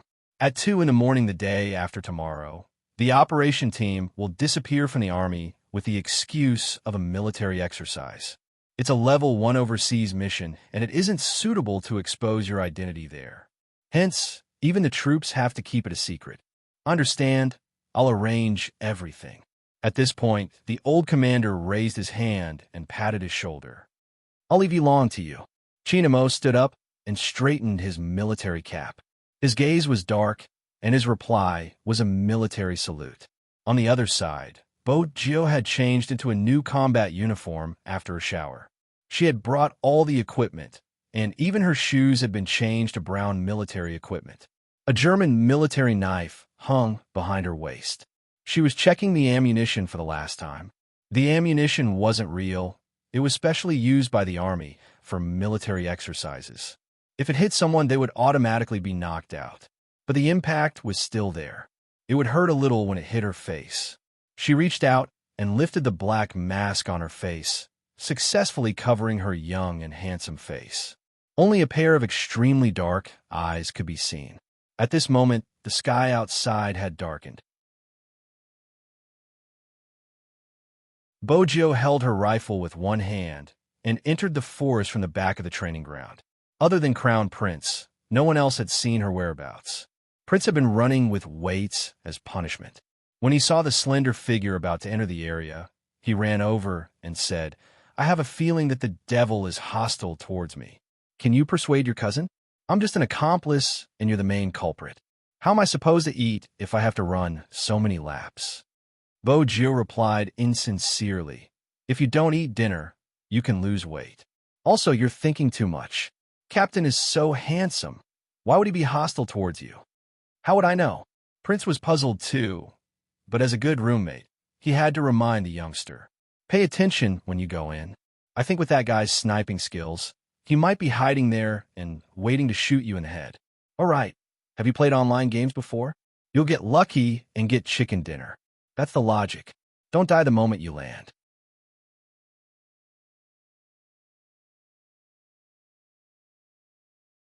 Chapter 1192. Stop bragging. You're younger than me. How can you be more experienced than me? Prince replied nonchalantly. Bojo shrugged. Without another word, she leaped into the forest. Her speed was shocking. The Crown Prince, who had just raised his head, swallowed hard. He had wanted to talk to the other party, but it was really annoying for him to run alone while carrying weights. However, this guy really didn't have much a chance of winning against that team sniper. The new sniper thought the same way. He had entered the forest earlier than Bojo. They had discussed and decided to enter from different entrances so that it would be easier to fight. That way, no one would be at a disadvantage. But when he had sent the sniper in, his roommate had said, "Are you really going to fight him? Honestly, he's just a technical soldier. He can't be compared to you. There's no point in fighting him. It's purely to make him back off. It's also to let him know that in the last drill, he single-handedly defeated the team over there because of the sniper's cooperation. If this person doesn't even know these 2 points and stays in the army just because of his connections, there will be a lot of drawbacks when carrying out missions." Needless to say, the sniper was right. His roommate didn't stop him. The temperature in the forest was slightly lower than the training ground. It was because of the vegetation. The lush trees stood quietly, and the tips of the trees that seemed to pierce through the sky swayed gently with the breeze. The exposed roots on the ground intertwined with each other and grew intertwined, like brown pythons entwining together, making love to each other. In the depths of the dense and serene forest, the sounds of birds and insects could be heard from time to time. It gave the originally dull forest a mysterious vibe. Bojo was dressed in the same color combat uniform. She held the rifle in her hands and bent her body to search for the best shooting spot. At this moment, the two of them didn't know that besides them, there was another group of mercenaries planning to invade from the north. There was this group of mercenaries because of the hostage rescue. It was all because of the hostage rescue. When Kawang, who was outside the border, heard the news, he opened his eyes that had been in deep sleep. Then he pushed the person beside him away. As the boss of an organization, he didn't look ferocious at all. He was in his 40s, and he was wearing a white coat. It was easy for people to put down their guard. However, it was this person who, as a psychiatrist, used his knowledge to kill many people. This case was reported by many police departments because the way he killed people was too horrifying. The reason why this person was special was because he had taught 2 students. No, it shouldn't be said that he taught her. It was because both of them had attended his classes. One of them was Chin Mo, while the other was Fan Zibing, Fanjia's brother. However, it was the same 2 people. The first one felt that his teaching style wasn't suitable for him, so he ended his elective early and chose to attend another professor's class. The second one became his disciple. It had to be said that both of them were outstanding in the field of psychology. However, the former was still weaker than the latter. This had always been Kawang's evaluation. In his heart, a person without any weaknesses was the strongest, although Chin Mo's aptitude was better. However, he was no match for Fanbei.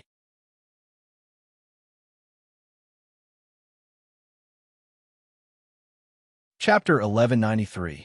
Z Bing had been able to leave a psychological suggestion for Qin Mo before he died. This wasn't something many people could do. In Kawang's eyes, a psychologist who had been hypnotized was useless. He didn't take the people who were stationed at the borders of Huaxia seriously. After all, they had successfully transported a huge batch of goods in the past. Who would have expected the recent increase in security? With his methods, his men had been captured. Kawang had heard that the ones who had captured him were a small team from the nearby army. He had heard that there was a person with good disguise skills. But regardless of whether they were good or not, they had dared to touch his men. He had only touched one of their soldiers. He wanted to let them know that they shouldn't keep trying to cut off his source of income. Kawang was good at psychological warfare and was clear about the defense. China was vast. The uninhabited zone was many meters long, and there were some places that couldn't be detected by radar.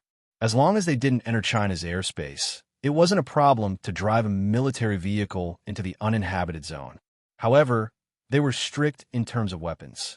Kawang had already thought of a solution. It was just a few guns. This was the border after all. He wanted to let them know that China couldn't do anything to him at the moment. With so many hostages, Kawang wasn't afraid of anything. Furthermore, he had wanted to find Qin Mo for a long time. It was time for the person who had caused him to lose a leg to disappear completely. Kawang narrowed his eyes, glancing at the poppy in his hands. When he lifted the corners of his lips, it was a smile, but it gave off a sinister vibe that came from the depths of his heart. Fan Jiao was standing in front of the computer, tapping on the keyboard. Kawang walked over. "How is it? Have you found the person?" "Not yet. I don't know what happened to him. He seems to have disappeared." Fan Jia's eyes were filled with disgust when she spoke. Kawang was wearing a white coat, his gait a little crooked. "Are you sure this person means something to Qin Mo?" "I'm sure." Fan Jia's eyes were still filled with sadness. "I don't know what he saw in her. She managed to get close to him just by dressing up as a man. Now that I think about it, this woman is rather scheming." Kawang glanced at Fan Jia. "Don't use your unnecessary emotions. The most important thing now is this person. Kidnap her so that Qin Mo will be captured." "Yes, master." In front of Kawang, Fan Jia had toned down her arrogance. After all, she hadn't been very successful in her mission in Huaxia. Originally, he thought that he could use those people on the internet to carry out business transportation. She hadn't expected Z to suddenly appear and mess up her plans. In reality, Fan Jia still didn't understand. Wasn't Z supposed to be dead? Why did it appear in Huaxia? In the end, Master found a way to find Z's base. She still hadn't grasped the opportunity and let Z kill a few of her people. In the past, her master always said that she was the most talented. But now, Fan Jia's eyes dimmed as she started typing again. Since she couldn't catch Z, she wanted that guy to die first. She recalled the youngster she had seen in China and instinctively disliked him. Now that she thought about it, her dislike wasn't without reason. Pretending to be a man to play esports was just to get Qin Mo. It was really disgusting. Just as Fan Jiao was typing, Kawang's phone rang. He turned his head, his voice calm. "Have you arrived?" "Yes, boss, it's very simple. The defense here isn't much." In the forest, an Asian man held a phone in his hand. He was wearing a camouflage uniform and had already killed one of the guard from a certain team. He stepped on the bright red blood, and the person lying on the ground seemed to be trying to sound the alarm. Once again, he slit his throat with a military knife. Kawang listened to the commotion on the other end of the phone and smiled. "Not bad. We met a guard squatting in the forest. I have to say that the uniform boss made us was very useful. He thought we were from the neighboring team." The man looked like he was from Huaxia, but his accent was foreign. Kawang was very calm. "You have to be careful. You just enter the outer area. Think of a way to enter the inner area. Tell them that you were here and leave some blood there." "Okay." The man smiled, licking the blood off the handle. "Let's go, brothers. Let's kill a few more people for fun." This group of people from the ungoverned land seemed to be born fearless. They didn't care which country they were at. In their hearts, it didn't matter if they were here. Many people were afraid of China's soldiers, but they weren't. There seems to be light over there. It should be the other team that the man mentioned. One of the men with a tattoo on the back of his hand jumped down from the tree. pointing towards the 9 o'clock direction in the forest. His lips curved into a bloodthirsty smile. It was obvious that he had the best eyesight in the group. Usually, the ones with the best eyesight were the snipers. What are you waiting for? Let's let them feel the aura of death. It was just a group of 5, but they were arrogant as they drove into the uninhabited area. Honestly speaking, they weren't weak, but they were relying on their geographical location. Regardless of how strong the Chinese soldiers were, they might not be able to catch them in the forest. It was a piece of cake for them to harass them, kill a few people, and teach them a lesson. The sky darkened. In the forest, Bo Jiu bent her back, her long legs moving forward skillfully. She just had to be wary of the bullets flying from the highest vantage point. She knew that the person was around her, waiting for her to fall into the trap. Bo Jiu turned and used a tree to block herself. She started to lock onto the target again. If she was the sniper, which tree would she choose? The sniper, who had been hiding in the tree for a long time, had already adjusted his breathing. He had even lowered his body a little. His gun could almost sweep a few meters in all directions. As long as there was any movement, he would be able to see it and shoot. The technical soldier wouldn't be able to escape. However, the sniper was impressed by his courage. Even if he had gotten in because of his connections, he wasn't a coward since he had accepted his challenge. It was a pity.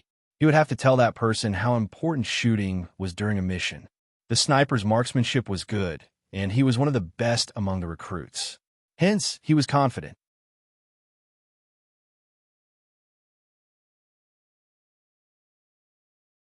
Chapter 1194. However, the newbie seemed to have forgotten something. A sniper was most afraid of being discovered and attacked from the back. Of course, most people wouldn't have thought of this. But Bo Jiu was different. When she had been at the 5th Avenue, she had relied on her judgment of the best vantage point to move through the darkness with ease. Besides, she was an assassin. Be in the game or in real life, she was best at attacking from back. The sniper obviously didn't know that in the esports industry, people like to call him the shadow killer. Under normal circumstances, the so-called shadow killer would sneak around to your back and give you the most fatal blow. Naturally, the sniper wasn't aware of this. In his mind, he had always been a technical soldier. A thick layer of clouds started to cover the sky above the forest, covering the entire moon. The night sky was as dark as ink. All that could be heard was the sniper trying his best to control his breathing. The sound was very soft and weak. It was a special adjustment made by the sniper to hide himself. He had his own calculations, and his concealment skills were excellent. Indeed, Bo Jiu didn't notice him. But when the youngster realized that he couldn't see where the sniper would cover him, he started to attack from the sniper's position. The wind in the forest was icy, freezing the air around him. There wasn't a single sound in the surroundings, other than the occasional chirping of insects. The sniper didn't move, observing everything in front of him. He might not be better than his opponent in terms of technique, but he would definitely be stronger in battle. Especially in such a forest, it wasn't just important to be familiar with the terrain, the natural conditions were also important. The temperature was cold today, making it hard for him to breathe. Besides, the quieter the surroundings, the more advantageous it was for him. That way, he would be able to see even the slightest movement in the grass. Just as the sniper was thinking about it, he saw something moving in the bushes in front of him. He raised his gun abruptly, adjusting his shooting angle, locking onto his target and firing with unerring accuracy. The bullets used during the drill were more like rubber bullets, producing a low and dull sound that couldn't be heard if one wasn't close. The sniper knew he had hit the target. The bushes quietened down. He adjusted the line of sight again and saw a wild rabbit lying there. It was gray with a little bit of white. It must have been digging in a haystack just now. Now, that it was lying on the dark green grass. It was discovered.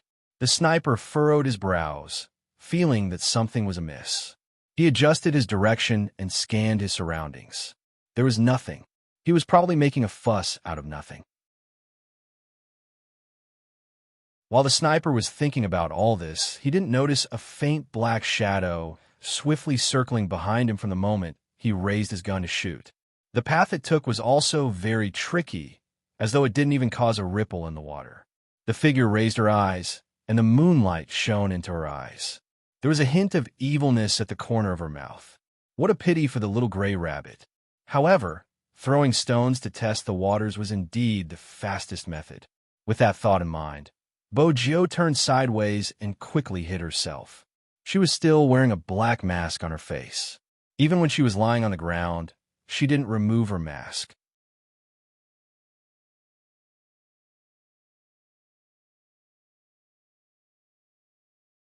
Chapter 1195.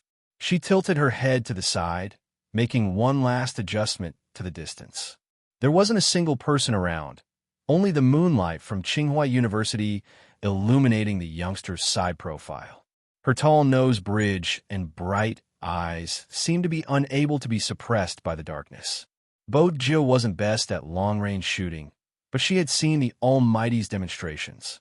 Breathing was important, but it was equally important not to shoot recklessly. The sniper on the tree still did not understand that once the sniper fired and missed the target, it meant that the battle was already over. That was because the sniper's greatest fear was to have his position discovered. It was obvious that the shot that landed on the gray rabbit had forced the sniper into a passive position. They were all from the military, hence, they understood this point. Of course, the sniper hadn't expected someone to be lying in the bushes. He estimated the terrain and prepared to leave his current position. But at this moment, the first gunshot he had ever heard in his life rang out behind him. The speed was so fast that the sniper's eyes widened in disbelief. There was a flash of light. The sniper quickly moved his spear, but it was too late. The white smoke that rose from his body had revealed many things. Moreover, after he had been hit by the blank cartridge, he had felt a tremor and pain in his chest. If it had been a real bullet, his heart would have been blown apart. Did that person calculate that he would turn around? And that's why he shot down at this position? The impact from a blank cartridge caused him to take a step back. He had to grab onto the tree trunk to prevent himself from falling. It was a tricky angle. There was only a slight gap, and he would have been killed in one shot. The sniper held onto the tree trunk, astonishment and shock filling his heart. He couldn't believe how the person had managed to find such an angle. Just because of a technical soldier?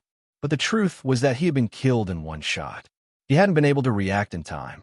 He hadn't even considered the possibility that the person had predicted his position and moved behind him to ambush him. He had been like a ghost in the night, silent. If the person hadn't fired at him, he wouldn't have been able to detect his position. This feeling made the sniper feel like he was really on the battlefield. It was over before it had even begun. If it was on the battlefield, he knew very well what it meant for their team's backline sniper to be eliminated like this. This meant that his blind confidence would kill his teammates. He thought he was aiming at someone, but in fact, he was already being aimed at. It was said that shooting was the key to becoming a sniper. In fact, a good sniper tested too many things, such as a stable mental state and an analysis of the situation. However, he did not manage to do all of this today. The sniper froze on the spot, his entire body numb and stiff, as though he had lost all his strength. He leaned back against the tree trunk.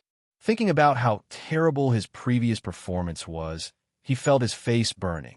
He didn't even know what kind of situation his opponent was in, yet he could easily make a judgment. The facts proved that even if number 10 had connections, he was also capable.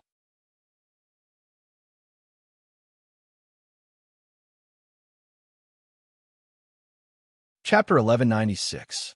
At this moment, the youngster, who had been lying in the bushes, stood up. She shook off the night dew on her body, her hair still carrying the scent of fresh grass. If she hadn't pulled her black mask away, it would have been hard to tell that there was another person there. The sniper watched the scene, his heart flipping over. Sweet, sour, bitter, and spicy. He didn't know what to feel.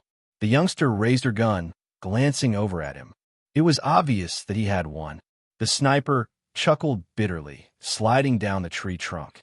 In reality, the sniper was at a disadvantage against Bojo, who specialized in cutting the backline. As an esports assassin, Bojo was adept at fighting in the wild, capturing people and hiding in the bushes. Bojo didn't intend to stay in the forest for long, since it was a deserted area. The temperature was freezing. Moreover, she wanted to use her new car to make the Almighty happy. She might not have experience in love, but she understood the process. 3 conditions: heat up, heat up, heat up again. That was the only way to marry her. With that, she pulled her black mask over her face, preparing to leave. The sniper also saw through the young man's plan.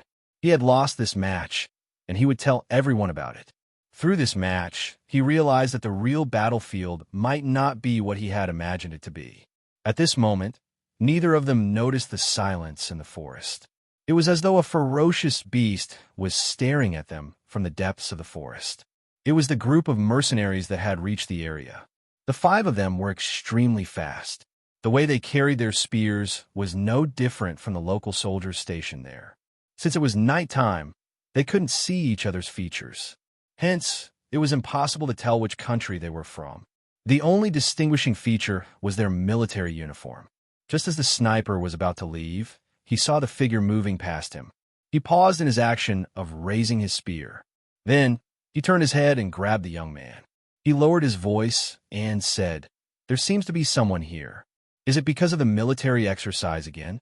Did they send scouts here first?" Ju didn't think much of it. She smiled. "Let them scout. It's not a big deal." It was a habit to carry a backpack on one's back.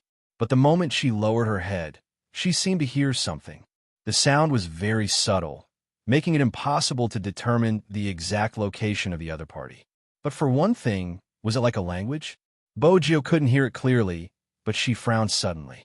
She took a step back in the direction she was originally heading towards and leaned towards the direction where the voice was coming from. The sound of her footsteps was very soft. Only the sound of her clothes brushing against the grass could be heard. It was as if the night wind was blowing very quiet. At that moment, the sniper finally witnessed the youth's ability to hide in the forest. It was so quiet that even his footsteps seemed to be judged according to the terrain. All his movements were hidden in the night. Not everyone he knew could do that. The closer Bojo got, the clearer the sound. However, the clearer it was, the easier it was to be discovered. The sniper was right behind her. The 2 of them had no idea what kind of danger they were about to step into.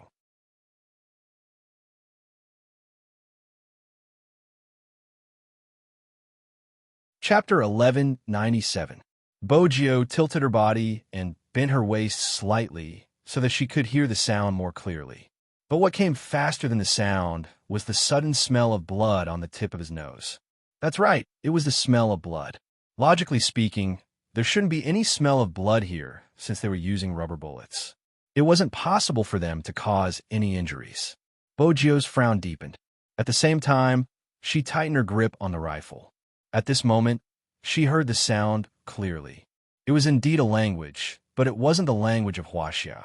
It wasn't even the language of an ethnic minority. Instead, there was a mix of M and T languages. The person's voice wasn't loud either. She couldn't hear what they were saying, but she was certain that they weren't Chinese. They weren't Chinese. They were wearing their camouflage uniform. Bojo's heart sank. She wanted to pull the sniper back and retreat. But at this moment, the sound not far away suddenly disappeared. It was as though a conversation had come to an abrupt end. There were a total of 5 mercenaries.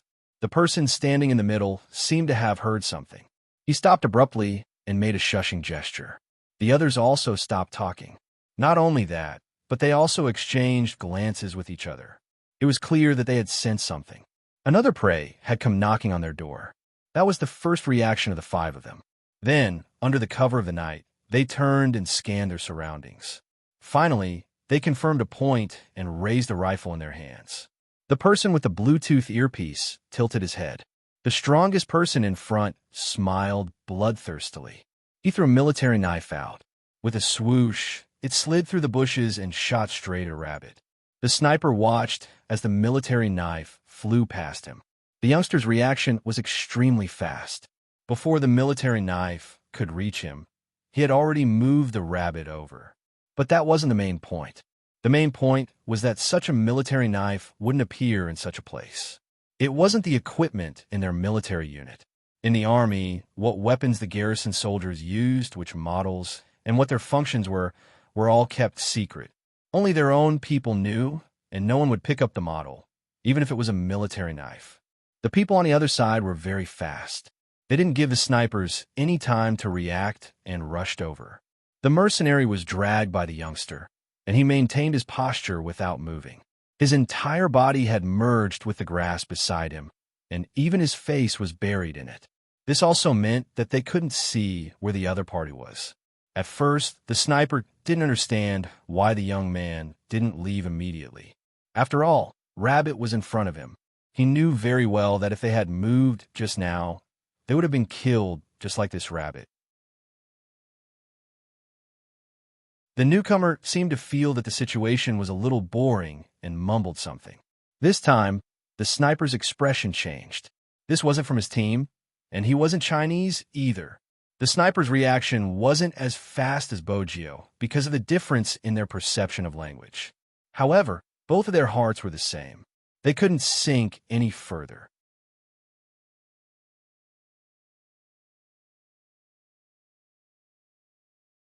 Chapter 1198. The person on the other side walked over to them. He even raised his rifle and touched the rabbit. The distance between them was less than a meter. The sniper's breathing tightened. It wasn't because he could see it, but because when someone was holding a rifle near you, you would definitely be able to sense the intense, murderous aura. A rabbit. The person raised his rifle and picked up the gray rabbit. Bogio could understand his language and could hear the suspicion in his tone. Soon, the man raised his gun again and fired at the grassland. Bogio wanted to lift her head, but she lowered it once more. Fortunately, they were at a low altitude and weren't injured by the stray bullets. But the destructive power made her eyes sink. The other party was using a real rifle. That wasn't all, it was silenced. It was probably because they were in the forest and it had rained. Some of the defense systems at the border weren't perfect. This way, they wouldn't be discovered. Bogio probably didn't know what they were here for, but she knew she couldn't let them go any further. 1,000 meters away was China's first defense line. It was a common sight at the borders. Even the difference between Inner Mongolia and Outer Mongolia was due to this defense line. The inner circle was the country. Once they passed the defense line, there would be local villages. Even though there weren't many people living there, there would be scattered houses. This meant that there would be ordinary civilians living there. It was obvious what the defense line meant. Don't waste your bullets. The leader walked over and lowered his voice. Search and see if it's really a rabbit or someone else. The leader wasn't bothered. Even if there is someone, they will treat us as a unit. When we meet a patrol, we just have to keep quiet and let Bassoon answer, and we will be able to eliminate them. We'll leave after killing one more person. Do you hear me? The leader was worried they wouldn't stop killing. After all, we have already entered China's borders. Once we are out of the forest, they won't be able to use their guns. Otherwise, it will be considered a breach of international law. But in this forest, once we are discovered, we will lose in terms of numbers. Hence, we have to restrain ourselves. After killing 3 people, we will leave our organization's name. This is the best way to provoke them, understand? Their hushed conversation traveled into Bogio's ears. After killing 3 people, they would kill one more? In other words, they had already killed 2 people? When? Where? If it was here, it was impossible for there to be no news to report. Could it be the regiment next door? After they had killed someone from the neighboring clan, they had jumped over here to continue killing. Organization? Bogio lowered her lids, a glint flashing past her eyes. It was cold. She thought she had a rough idea of which organization he was talking about. Recently, there was only one organization that they had made enemies with. It had to be said that these people were very fast and very agile. They were even bold and careful enough to sweep through the area just now. If it hadn't been for Bogio, she might have been shot even as she lay prone. After those people confirmed that there was nothing here, they didn't leave immediately. Instead, they expanded their search area. Such opponents were the most difficult to deal with.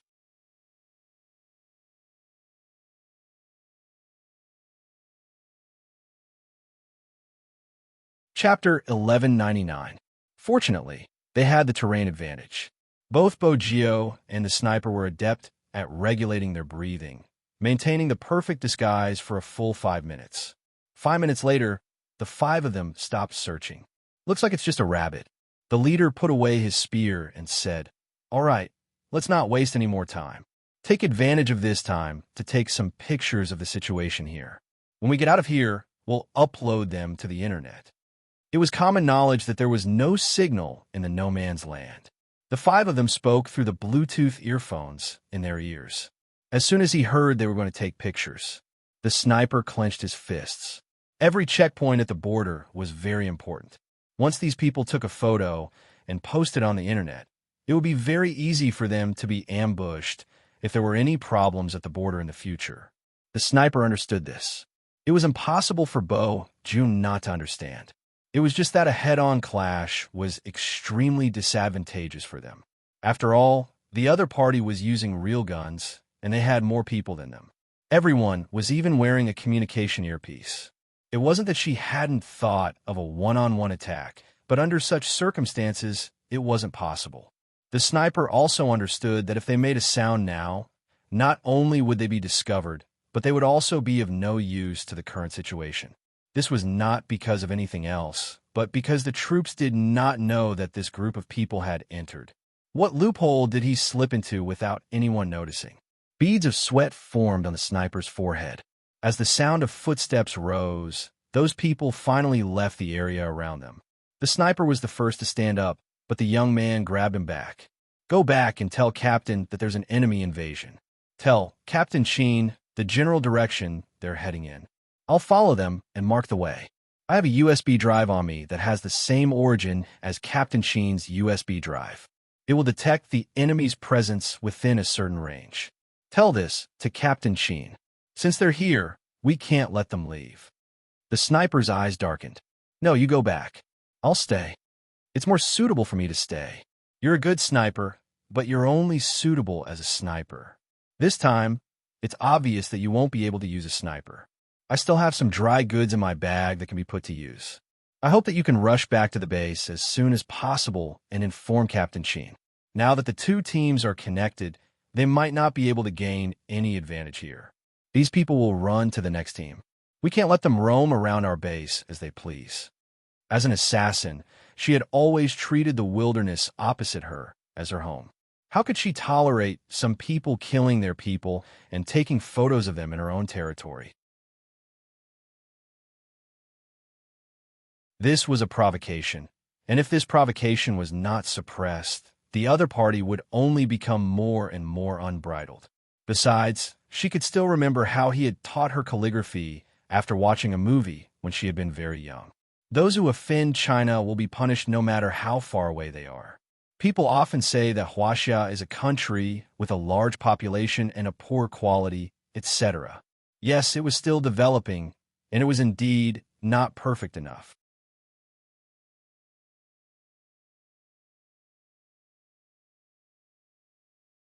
Chapter 1200.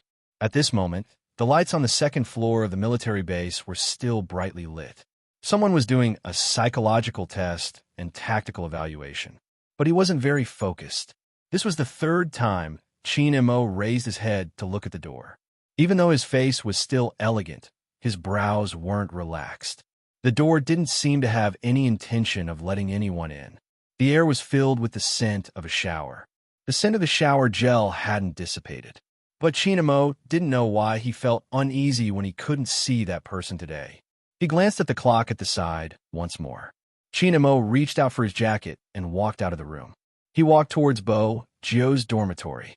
At this moment, Prince had just completed 10 rounds of weights. He was so tired that he was lying on the bed like a zombie. He hadn't eaten much for dinner and just wanted to lie there. It was a pity that he wasn't lying in the right position. He was lying on Bo Jio's bed. When Qin Mo entered, he was the first person he saw. He arched a brow. Prince wanted to stretch his body, but when he saw the slender figure standing at the door, his arms stiffened. Even his yawn stopped. F***CK. Who could tell him why the devil was here? Prince had always been a fearless person, but at this moment, he stood up instinctively and saluted. "Captain Qin." Qin Mo glanced at him, his gaze landing on the single bunk bed behind him. Where did she go? It was a simple question, but it sent chills down Prince's spine. Even though there were many duels in the military base, there weren't many duels in the jungle. After today's phone incident, Prince had a basic understanding of the devil's methods. He had decided to betray his teammate. Since she was his family, he wouldn't be severely punished. Reporting Sugar Daddy. Prince bit his lips. Recruit number 10 was challenged by someone in the jungle. He should be in an uninhabited area outside the military base. Cheen Mo's brows furrowed. SH*T. This was really SH*T. Even though he wasn't the person involved, Prince didn't think he was happy. It seemed like even if his brother won, he wouldn't be in a good state. With such a cousin, life must be tough. Prince's mind was filled with thoughts. At this moment, Cheen Mo threw out another question. How long have you been in there? Prince didn't expect the other party to think about the time. If it was his previous instructor, he would definitely be furious. Sir, it should be more than 2 hours. Cheen Mo tilted his head, stuffing one hand into his pocket. When he looked up, Ji Shitting's voice was heard. Even Prince, who was standing at the side, couldn't help but sigh. The other party was indeed handsome. Even someone like him, who had always won with his looks, felt a little inferior. Don't tell me this military unit selects people based on their looks? It's taking too long. This was Cheen Mo's first sentence when he turned his head. For some reason, his eyes seemed to have dimmed. Prince didn't understand. Too long. She's good at taking a detour and fighting in the jungle. 2 hours is too long for her to eliminate a sniper. Cheen Mo repeated himself because he was still analyzing the situation. Prince's mouth was agape. Honestly, Captain Cheen, that sniper is the best rookie in the team other than Wolf. This is a battle, not a one-sided slaughter. Why did you say that he's a financial backer, that you'll destroy him? Why did he have the feeling that someone had unknowingly shown off his little brother? Cheen Mo looked at the night sky outside. He retracted his gaze and continued to ask, which direction did she enter the no-man's land from? The west side of the training ground, the small forest. The moment Prince finished his sentence, the tall figure in front of him turned around. She didn't even look at his expression as she walked down the stairs. What did she mean? Prince was dumbfounded. At this moment, the sniper understood that if he continued to stay, he would only be delaying the rescue of his comrades. The military unit was only 1,000 meters away. He had to hurry so that he could pass the information to the military unit in time and save his comrades. Just as Bo Gio had said, she was in charge of tracking them and keeping them in the forest at the crucial moment. The forest at night was undoubtedly dangerous. The wind was chilly. Amidst the bushes, the youngster held her rifle and moved in a snake-like manner, silently catching up to the mercenaries.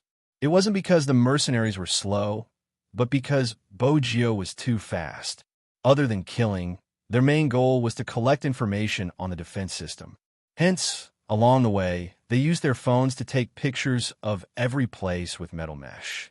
Of course, they couldn't touch the metal mesh because it was used to detect intruders. The moment anyone touched it, they would be electrocuted. This time, it was obvious that these mercenaries came prepared. They wore anti-electricity gloves and touched the iron net. Then they laughed. This kind of defense system really can't do anything good at the border. In the future, if anyone wants to take revenge on the Huaxia troops, they will have to wear an anti-electricity suit. The signal defense tower over there isn't bad. Another person raised his hand. Kacha. Another photo was locked on his phone. There doesn't seem to be anyone here. We'll be inside if we go any further. Should we kill a few civilians? We've been walking for so long. I'm hungry, haha. Don't fight and kill all day. Have a meal and give them some fans. Bring our organization's products to them. That's the best choice. The leader raised his rifle. Are you done? It's done. Let's go to the other team. There aren't as many people here. Don't forget, we are still short of one person. After saying that, the leader was about to pass through the residential area of the nearby village and head toward the 147th Regiment. Previously, Bo Gio had mentioned that they couldn't allow anyone to pass through the defense net, because on the other side of the defense net, everyone was unarmed. The youngster's dark eyes looked down. Then he turned his body sideways and pressed his back against the tree. Then he pulled open the military backpack he was carrying.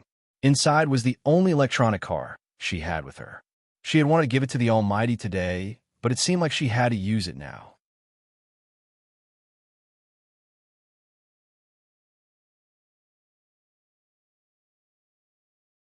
Chapter 1201. The youngster's side profile looked cold under the moonlight. The tear mole at the corner of her eye was very obvious, making her look like a fox immortal. Her fingers brushed past the palm-sized electronic car. She reached into the black scarf and pulled it up. Then she bent down and disappeared into the night like a shadow. There was fog in the forest. Perhaps she could make use of this. The youngster reached out to hold the military dagger at her waist. A glint flashed across her dark eyes. Then she controlled the arrow keys with one hand and headed in the opposite direction. The few of them were still in a conversation. When we came previously, we only heard that there was a regiment here. We never expected to meet a hidden unit. If news of this gets out, it will give the soldiers a lot of pressure. It will save them the trouble of trying to cross the border to capture us. Capture us? The leader laughed, his tone filled with disdain. With these people? Which one of them is King's match? That's right, with King around, even if they cross the border, they will only be sending themselves to their deaths. The few of them burst into laughter. Their expressions were extremely arrogant and bloodthirsty. Right at this moment, a unique sound, similar to the sound of a gasoline cap being opened, entered their ears. But it wasn't normal for such a sound to be heard here. When they heard the sound, all of them stilled. Even their backs could tell that they were on high alert. Even though it was a small movement, it was enough to show that these people were indeed, as Bojio had said, they weren't easy targets. The leader was the fastest to react. He immediately looked to the right, and his face went blank for a moment. Actually, it wasn't his fault that his expression was blank. It was mainly because of the thing he saw. A red heart lantern. A small electronic car with a red heart lantern. F***CK. Was such a thing even supposed to appear here? The leader's lips twitched visibly. The four mercenaries beside him had an indescribable expression on their faces. That wasn't all. As the small electronic car neared, they could see the marks on the red heart lantern. They couldn't understand the Chinese characters at all. Of course, the shooter was the only one who understood, but he could only speak. "Boss, what is this?" The leader didn't answer.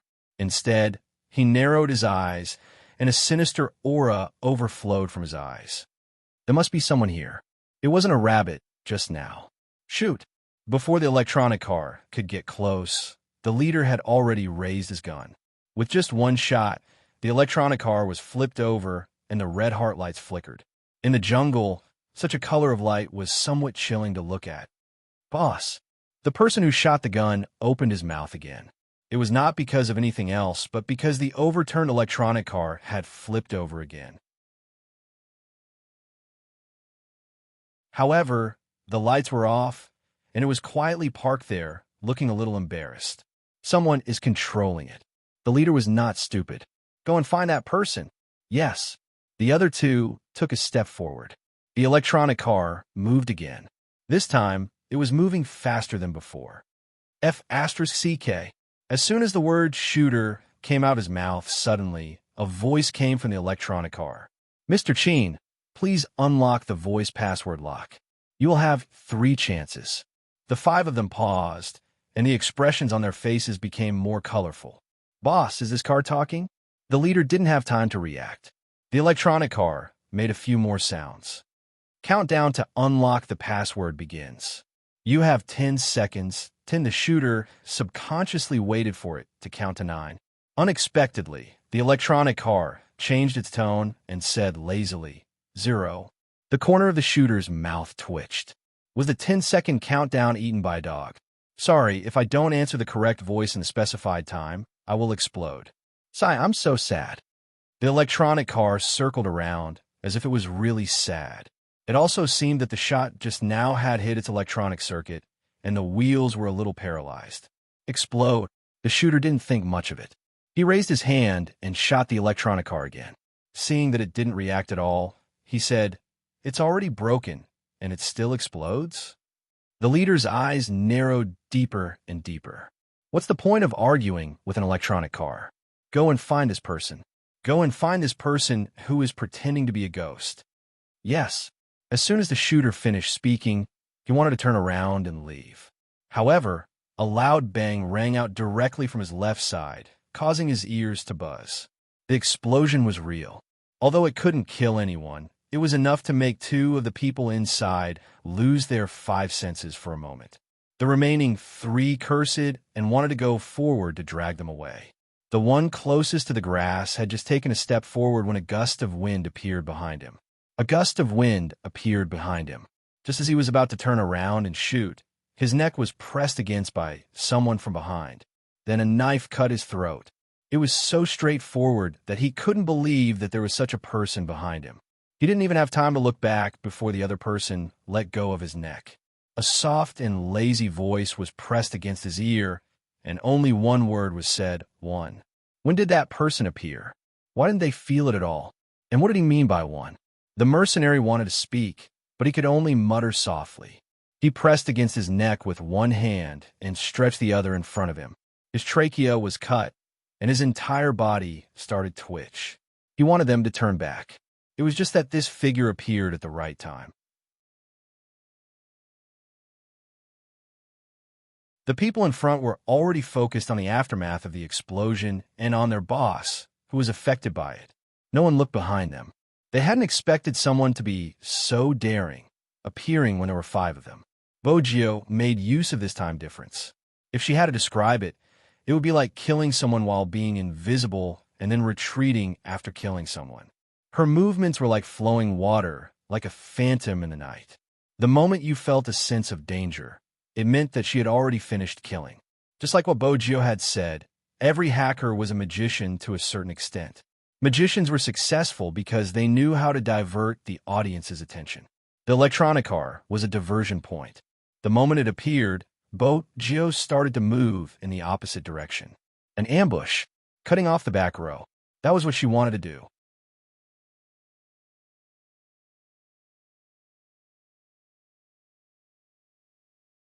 Chapter 1202.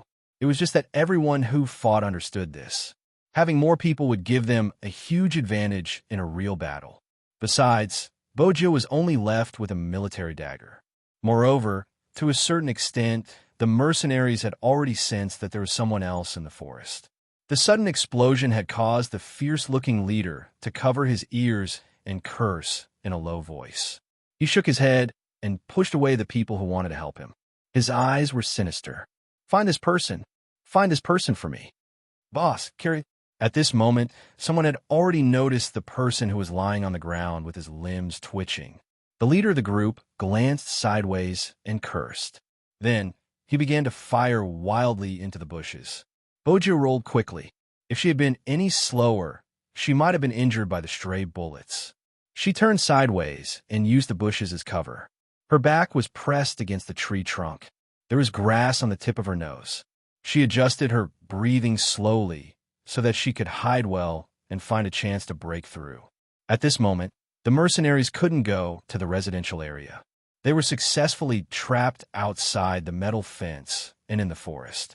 Bogio lifted her head and twirled her dagger. She was thinking about what the Almighty would do in such a situation. There were only 4 people left. One of them had been seriously injured. From the angle, he should have lost his hearing. However, his gun was still in his hands. He was a long-range shooter. The other 3 were completely unharmed. The most difficult to deal with was the leader. He was alert, quick, and skillful. Most importantly, he was born with a crazy gene. He didn't seem afraid of death at all. While Bogio was thinking about these things, she had to pay attention to her surroundings. Even the slightest movement would mean that someone was approaching. The only advantage she had was the weather in the forest. It was foggy, but how was she going to break through or protect herself from now on? That was going to be difficult for her. A woodcutter couldn't cook without rice.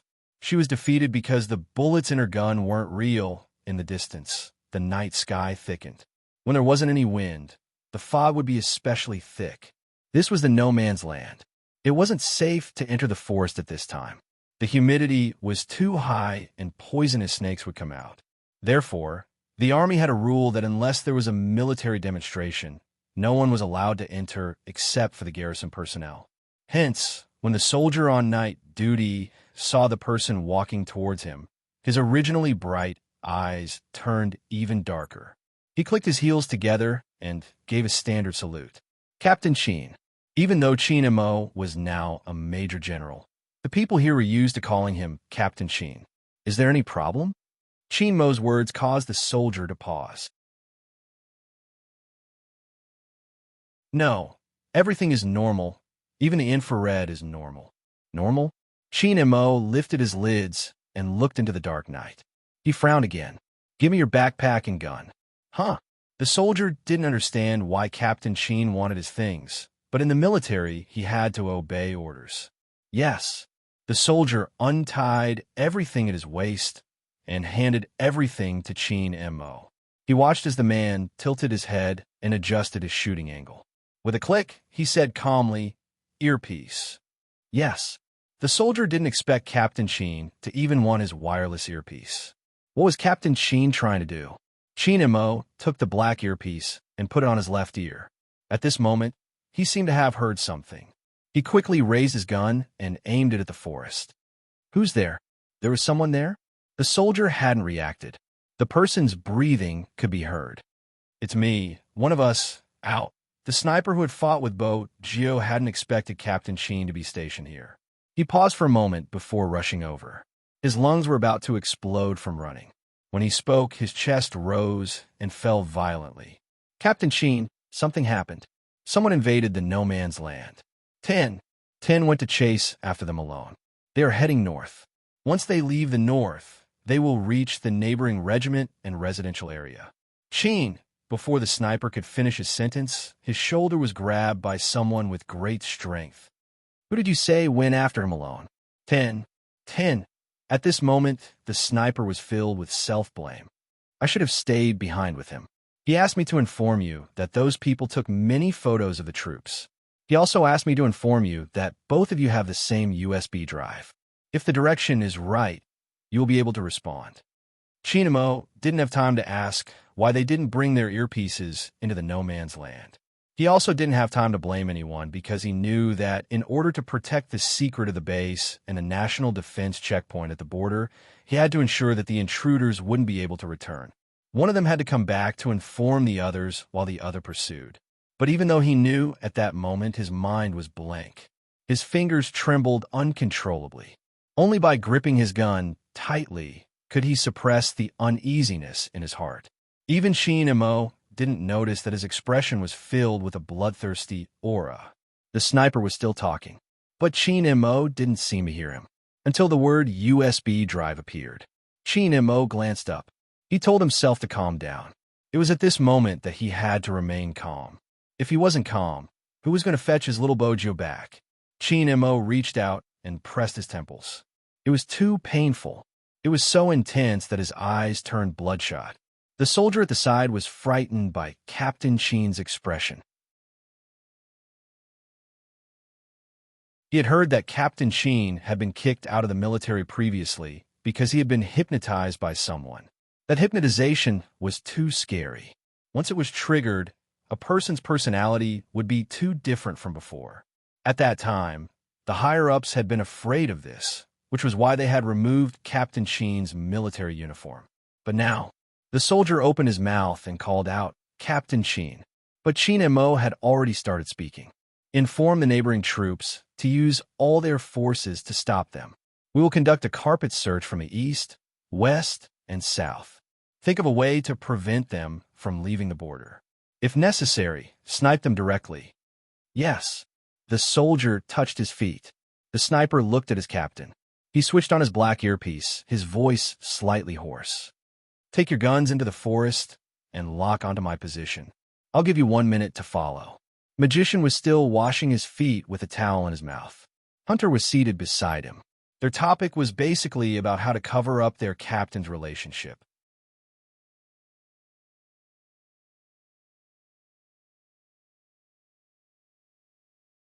Chapter 1203. Huh. This was the sound of a belt being buckled. Behind his waist was a gun and bullets. Ka. That was stabilizing. His fingers tugged on the jacket of his combat uniform. In the blink of an eye, it was draped over his body. Up until now, the two of them only had 25 seconds. During this time, they didn't forget to raise their hands and aim at the watches on their wrists.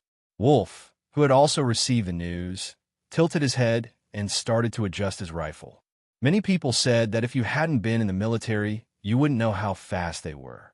Even if they were wearing shoes, it would still be beyond imagination.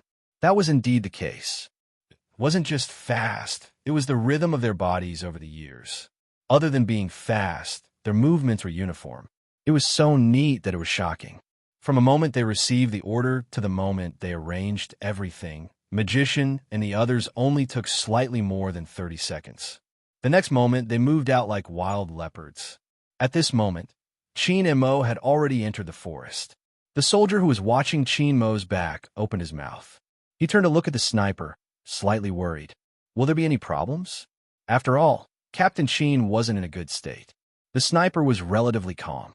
It was probably because he had experienced real bullets today. He knew what to do. Follow Captain Qin's instructions. I'll report to the general. In the distance, in the dense forest, there wasn't any wind, but the temperature was extremely low. If a person didn't move for a long time in such a situation, they would definitely feel cold. That's right, Bojio felt cold. When the fog rose, the temperature on the ground would be extremely low. In order to better disguise herself, she blended into the bushes. Her fingers were extremely cold. It could be seen from the color of her lips. But she couldn't care less about the cold. She had to think of a breakthrough because the four of them were already walking towards her. There was another way, which was to lure them into the forest. But that would mean that she would completely lose contact with the military. The information she brought back was from the north. The deeper they went into the forest, the further south they went. Moreover, the south side was the territory of another country. Hence, she couldn't lure them into the forest. Bojo thought about this. While the fog was still thick and they hadn't reached the forest, she stood up and grabbed onto the tree trunk. She swiftly climbed up the tree. The tree trunk could only be used as a support point. The higher she climbed, the more hidden it would be. But thanks to her quick reflexes, Bojo managed to react quickly. After the four of them arrived, the first thing they did was to sweep the entire bush. However, the people on the other side still found traces. It was obvious that someone had run over the bushes. These mercenaries weren't stupid, and the leader was especially difficult to deal with. He bent down and touched the fallen grass with his fingers. He narrowed his eyes and smiled at the empty forest as if he was teasing a cornered mouse. Stop hiding. After you left the grass, there are no traces of you around. We didn't hear anyone leaving either, which proves that you haven't left. Since you haven't left, I've scanned the grass. There's no one here, so you must be hiding in the tree. Since you've climbed up the tree, it's not easy to come down.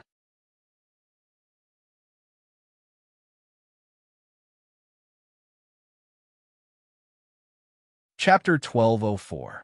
The forest was still quiet, as though there was no one around. The leader wasn't satisfied with this. He hated it when someone pretended to be mysterious in front of him, especially when it was a little brat from China. An experienced person would be able to determine the size and height of the other party through the pressure of the bushes. The person who could create such a thing wouldn't be very old. But it was such a person who not only disrupted their rhythm, but also killed one of them. The leader's eyes were filled with hatred at the thought of this. Even if he had to leave early, he had to kill the little brat who had disrupted their plans. Do you still want to continue playing hide and seek? The leader smirked. You should be the only one here, right? Let me guess, you don't have any other weapons besides a military knife. Otherwise, you could have used a silencer to shoot from afar when we didn't notice you. It seems like you have no other choice but to risk your life to kill us. As the leader spoke, he raised his gun and shot at the top of one of the trees. With a bang, the leaves scattered and the crows flew away. Not this one. The leader laughed coldly. It's okay, we have bullets. We can take our time to find him.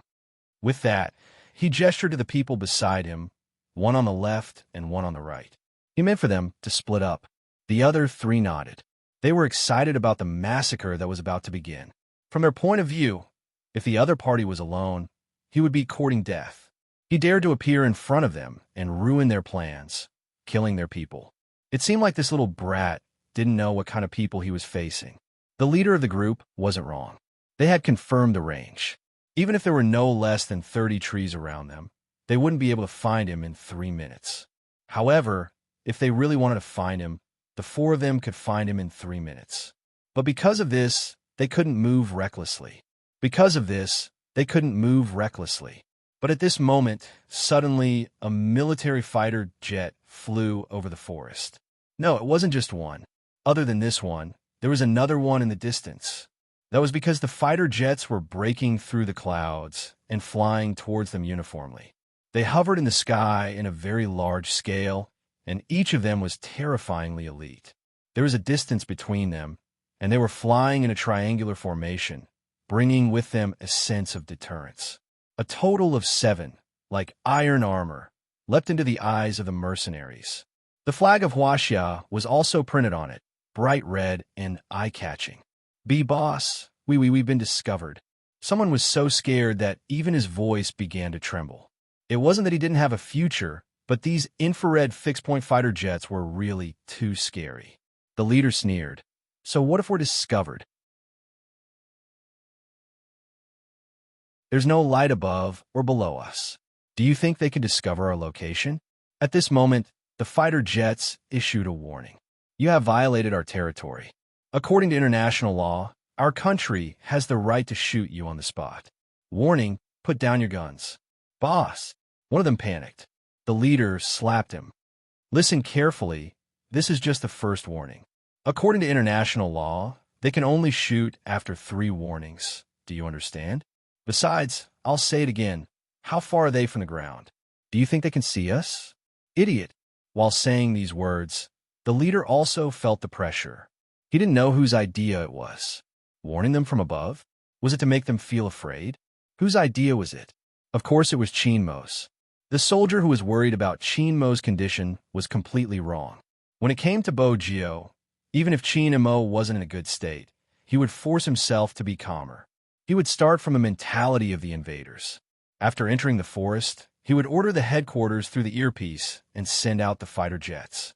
This was to make the invaders panic and buy some time. "Boss, let's retreat quickly." The person who was called an idiot wasn't bothered at all. He just wanted to escape as soon as possible. The leader was unusually ferocious. "Why are we running? There are still 5 trees left. Capture that little brat as a hostage. When we hold him, who knows if he's dead or alive? But the Chinese soldiers are fooled. With a hostage, they will never shoot, understand? Go and find him." "Yes." The leader was determined to kill Bojio. Just as he said, there were only 5 trees left. Bojio listened to his words and glanced up at the fighter jets in the sky. She knew this was a sign that the Almighty was coming. Her gaze deepened. She leaned to the left, leaning against the tree trunk. At this moment, she looked down at the tree, her tall nose bridge visible. One of them walked towards her. Just as he was about to reach her tree, Bojio seemed to have sensed something. She raised her left hand. With a loud swoosh, a military knife appeared, slicing through the fog and stabbing downwards. The person had obviously seen someone on the tree. Just as he was about to raise his gun, the military knife flew over and struck his head. It was a one-hit kill. There weren't any mistakes. Both the angle and the timing were perfect. The smell of fresh blood filled the air. The leader was the first to twist his body, shooting towards the top of the tree. In a flash, the black leather belt in Bojio's hands came into effect. That was what she had used previously. With a shake, she used the force of the impact to fly towards another tree. Even if her skills were beautiful, it wouldn't be able to eliminate the danger. Her position was completely exposed. Moreover, she had already handed over the military knife on her. Now it depended on her dodging methods and luck. Bojio had handed over the military knife because the USB in her pocket had lit up with a red dot. This meant that the Almighty was within 500 meters. She kicked with her long legs, using the force from the kick to counterattack. This move looked cool and could also help her avoid the bullets to a certain extent. But it was extremely tiring. After flying 3 times, Bojio's breathing was different from before. There was an obvious rise and fall in her breathing.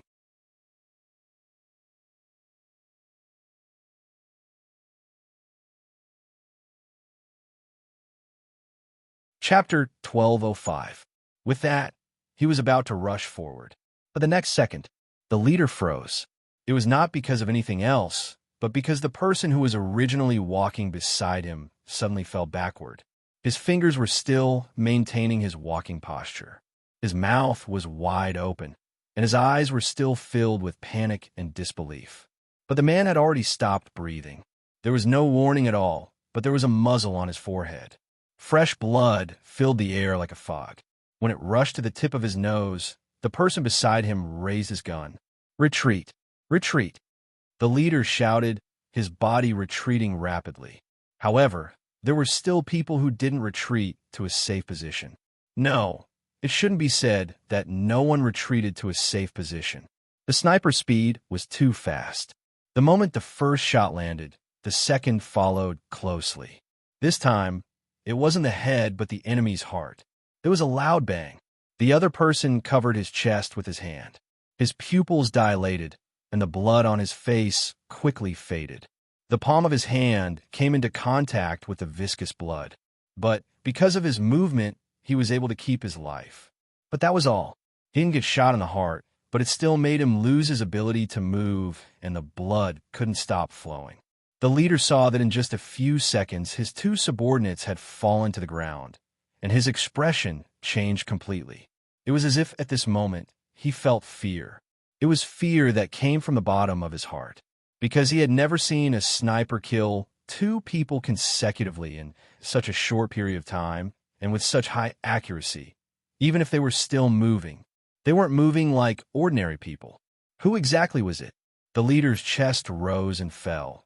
He leaned against the tree trunk, breathing heavily. The mercenary who wasn't completely dead looked up at him, probably hoping that his boss would pull him over. But under such circumstances, he couldn't go out. That kind of shot followed by the next shot. Just who was it that got hit by the first shot? Only Bojio, who was standing on the tree, knew who it was. 300 meters away, the figure with a long rifle walked over. He was even faster than her. From top to bottom, his disguise was almost perfect, the same color as the forest. When he raised his gun to aim, he was like a perfect sniper.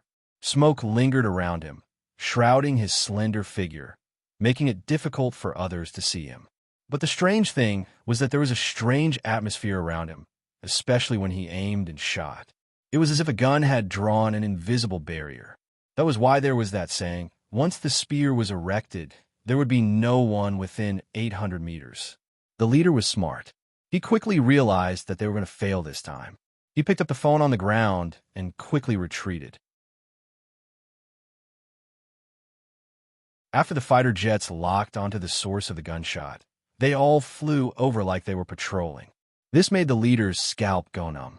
Needless to say, the other one's legs were trembling. "Boss, what should we do? It seems like we can't escape. There's no need to run. Do you see what's ahead? We're only 1,000 meters away from the border.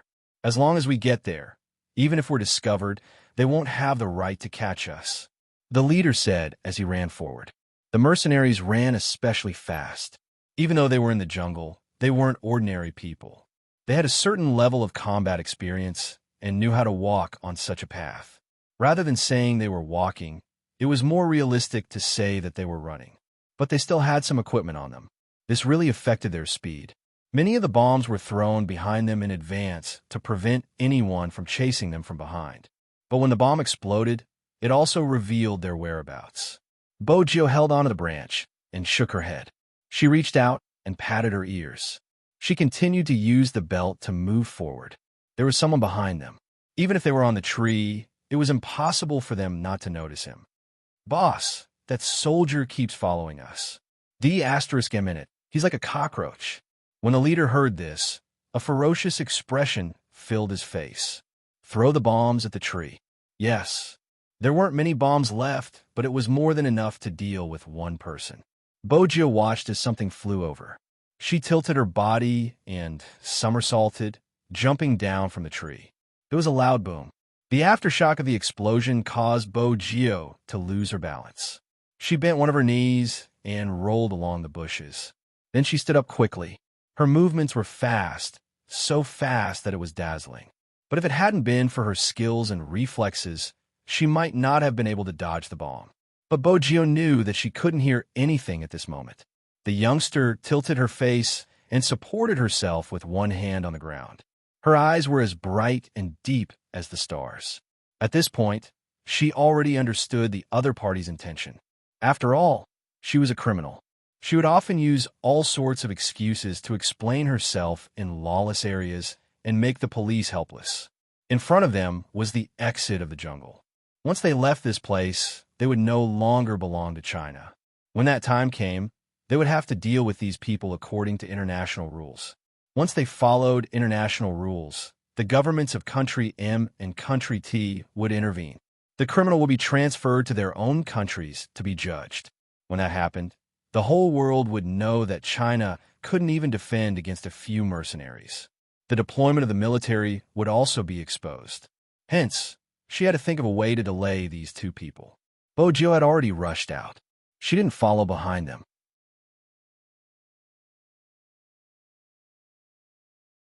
Instead, she went around them. When the person in front saw that the figure didn't follow them, he smiled. It was rare for him to feel a murderous aura at this moment. Boss, it hit. That person should be safe now. Don't forget that there is still a sniper. Until now, we still don't know where he is. The leader didn't slow down at all when he said this. However, there was no sound of flying behind them, which made them feel a lot more relaxed, especially since the other person didn't have any burdens and didn't need to be on guard against anyone. Just as this thought entered his mind, before it could disperse, he heard the sound of the wind. Suddenly, he heard a gust of wind, and before he knew what it was, he had already been hit. There was a loud clang. Someone used a long spear from the side. The handle of the spear hit his head, and he fell to the ground. This time, there was no metal rod. There was also a long spear. Even if there were no bullets, as long as it was a one-on-one fight, it could be extremely explosive. The person who was thrown to the ground couldn't stand up, let alone grab a gun. His entire head was in a daze. The intense pain forced him to lie on the ground, arching his back. Yes, both him and the leader of the people running in front of them. They never expected the soldier who had been following them from the beginning to come out in such a manner. He held a long spear with one hand, and his face was covered with a mask. Only his eyes were exposed. The moment he raised his hand, the corners of his eyes shone with the coldness of the night moon. The leader knew that he couldn't turn back to care about anyone. It was useless. There was only one way left, and that was to run. However, what he didn't expect was that the youngster was the one who stopped his men. What stopped him was the red dot on his forehead that he was aiming at. In an instant, the entire forest seemed to have quieted down. There were no more sounds of running. Only the sounds of insects and breathing could be heard. The leader's fingers froze. He didn't dare to move, because he knew very well that he had become the opponent's target. If it was an ordinary sniper, the leader wouldn't be afraid. However, after witnessing the scene just now, he might not be able to escape from the opponent's shooting. The sweat on his forehead started to drip down the side of his face and onto the back of his hand. The opponent didn't say a word, but he didn't dare to move forward. His throat moved. He wanted to use a bomb the moment his fingers moved. A voice rang out in the forest. The voice was very faint. It was so faint that it made him widen his eyes. He had heard this voice before. Who do you think is faster, you or me? Until now, the leader still wanted to identify the person's position, but he couldn't. At this moment, he heard the person's voice again. It was a little deep. The words didn't seem to be directed at him. Instead, it seemed like an order was given through the earpiece. 3 o'clock underground, gather the light. In an instant, the lights that should have been lit up when the fighter jets were descending were all shining in this area. The strong light made the leader, who had been in the forest for 7 to 8 hours, subconsciously cover his eyes. Even the youngster in the distance narrowed her eyes. She pulled up her mask and turned her face to the left. The light grew brighter and brighter. When the leader got used to it, he realized that he was already surrounded. The fighter jets in the sky were all aiming at him. The leader's throat moved. He knew that the real reason he couldn't escape was because of the sniper in front of him. If it wasn't for the infrared lock and his command, these fighter jets wouldn't have been able to discover him. He wouldn't have frozen there for 10 seconds. At this moment, the leader saw the sniper's figure clearly. That's right, it was just his figure. Because he walked out from the light. Standing against the light, he couldn't make out his facial features at all. He just held the rifle in one hand and walked over with the aura. The leader's arms stiffened again. Then he saw a pair of eyes that seemed to reflect all the light in the world. You're tuning in to the Romance Rendezvous YouTube channel. We're so grateful for your support, and don't forget to subscribe to join us on this incredible journey through captivating stories. Your generosity through donations truly makes a world of difference, as it's the primary source of revenue that allows me to expand and enhance this channel for you. Thank you from the bottom of my heart for being a part of this adventure.